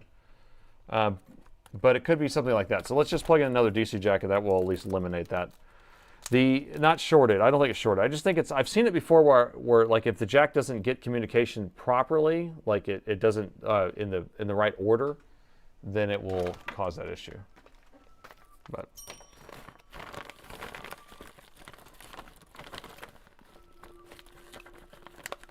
oh, it was Stowe Loki made the donation. He's 3 messages above. Well, thank you so much for that. Appreciate it. Said, I made a donation. Here, let's see. Let's pull up the screenshot.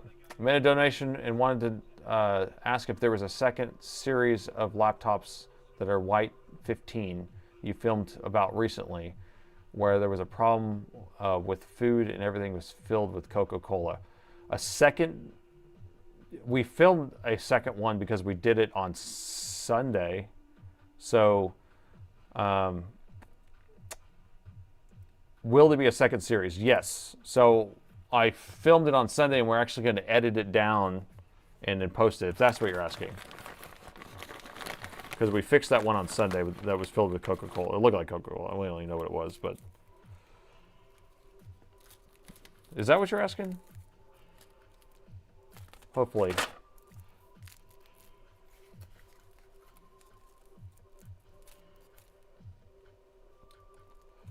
Yeah, I actually just set it off to have my editor try to help me edit it, because I did some intros and outros to that, and then we're going to edit it down. So hopefully it will all come together. Perfect. All right. So I have a test DC jack plugged in here. And Spike says 0.02, which is better than it was, I think. Power it on.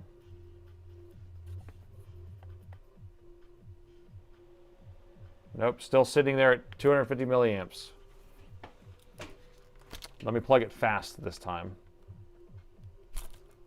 See if I can get it in fast. $50? What? What are you doing? Oh, thank you.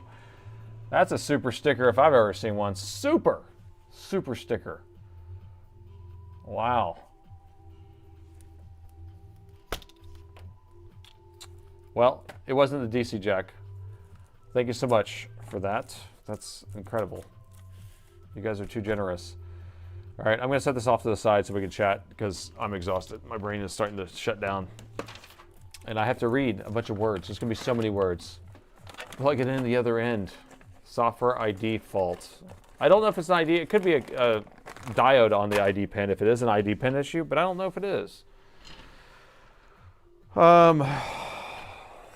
You replaced 2 or 3 MOSFETs on this. So that one has 4 inputs. I know I replaced the first 2. And then I haven't said the words. Words. I saved another laptop. So I replaced those 2 MOSFETs, the ISL chip, and then the 5 MOSFETs on the CPU. And they're monolithic, the 8694s. I replaced all those.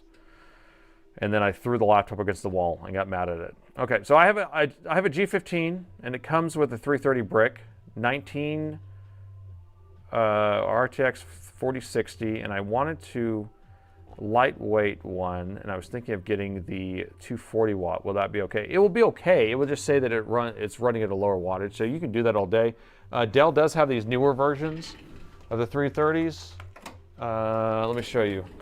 Like, here's a newer 240. It's small.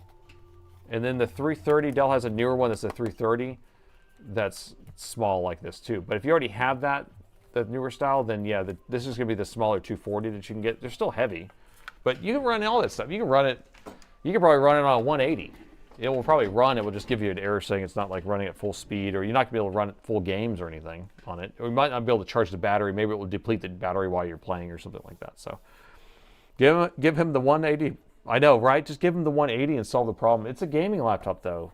And this thing stays plugged in all the time. That was the other thing that the customer said, is that this is his son's laptop. So he was saying his son keeps it plugged in 24 hours a day and just plays games with it.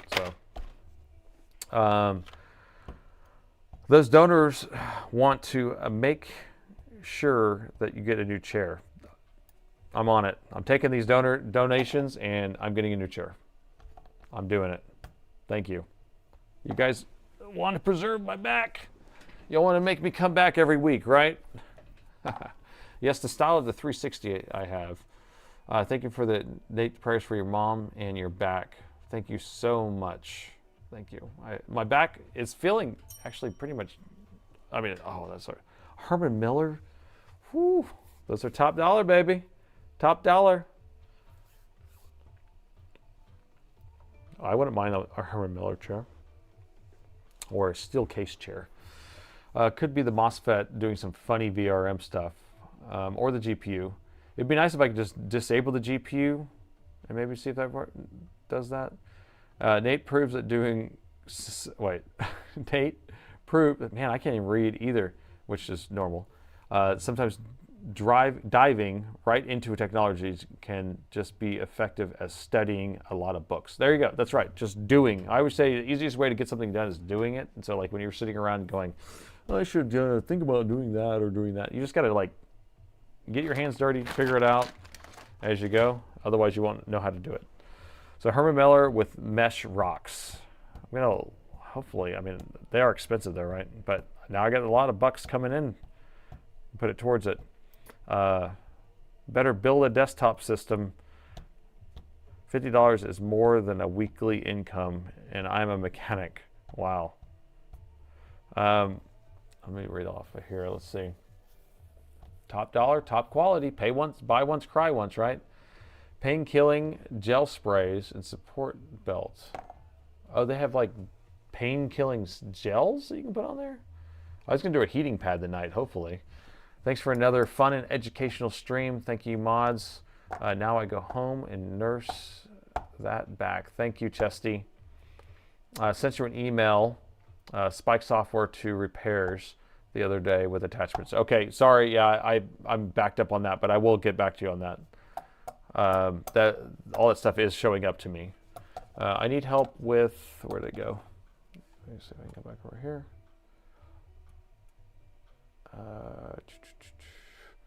My prescription to you is 1 scotch, 1 bourbon, 1 beer. I need help reviving an old DJI drone battery. You know, because you can just put new cells in there, I guess. But it seems like I just go to, where do I go get all my drone stuff? What's it called? I'm blanking out because it's been a while since I've been doing my drone stuff. They're in Florida. It will come to me.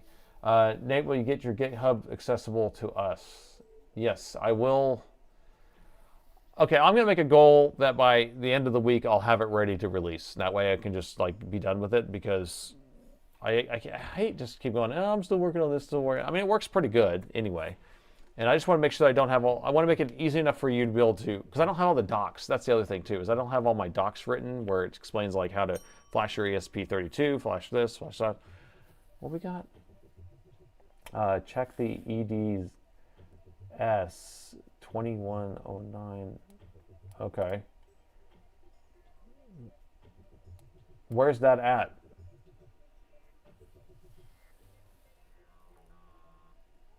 Yeah, because you heard I did drone stuff. And all the drone stuff I'm doing is I'm like building the drones from scratch. So I don't have a DJI. But for battery, because batteries I usually just buy new batteries. But have you tried an icy hot rub and then or a patch? I haven't tried them yet, but I will. I do have icy hot at home, and I have done that in the past. Biofreeze, that's interesting. I've never heard of that stuff. Finally done. Refilling smokes on the MOSFETs for people is a lot of work. Yeah, it sure is. We only fixed one laptop tonight too. I only saved one laptop. Lessons learned buying cheap chairs in the past. Well, cheap used chairs on top of it. These are chairs that I buy from like one of these office places that buy old stuff from old office furniture. So that's what we bought. All the office chairs were used because I ain't rich. Learned my lessons buying cheap chairs. Licorice patch. Oh, lidocaine, not licorice, lidocaine. Oh, don't try and shock the battery back to life if it's a lipo. You don't want to do that. Let's see what, I wanted to see what Led said about that here. Okay, 3 persons ago. Okay. Hope you visit. Okay. Oh, I got you. That makes sense. Oh, man. Oh, I'm having a hard time keeping up. BioFreeze is really good. Where do you get BioFreeze from? Is that like Walgreens or something? 1 watt is good. What is 1 watt? I'm from the Philippines, Nathan. Saving some bucks to be able to go to your shop. What? And have my Alienware M16R1. I would love a visit from the Philippines to come to my shop. That'd be awesome. That would be awesome. Blue Emo works well. Ben Gay, I remember that was what my parents always used. That's one less laptop that's not in the trash. That's right. I need help changing my thermal paste on my Dell G series because you have to disassemble the whole freaking machine. Yeah, we can do that. Send it over. We may have a tutorial how to take it apart, but also at Safeway. Do they actually have Safeways anymore? I haven't seen a Safeway around here in a long time. You could go try Sombra. Sombra?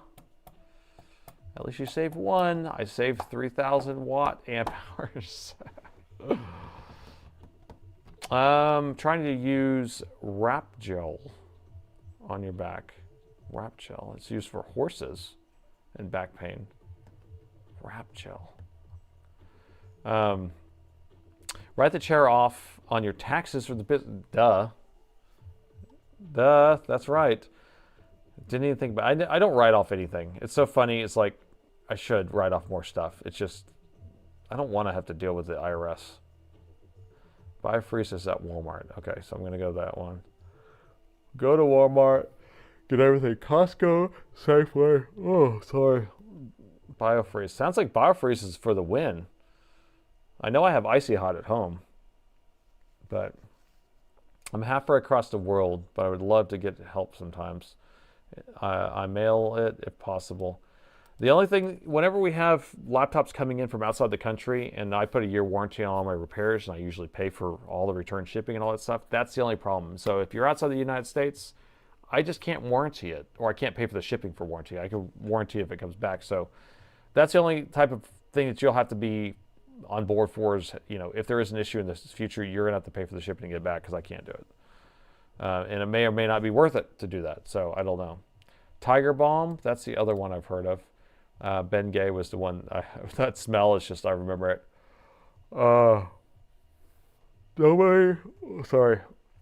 Nobody brave or knows how to fix an Alienware here in my country. You have to do it to save bucks. Just find somebody who's kind of clever and then show them a bunch of my videos and then they can fix it, right? Oh, okay. I'm yawning too much. It's contagious. I bet you guys are starting to yawn. What time is it? Oh yeah, it's 10 o'clock on the dot. Almost.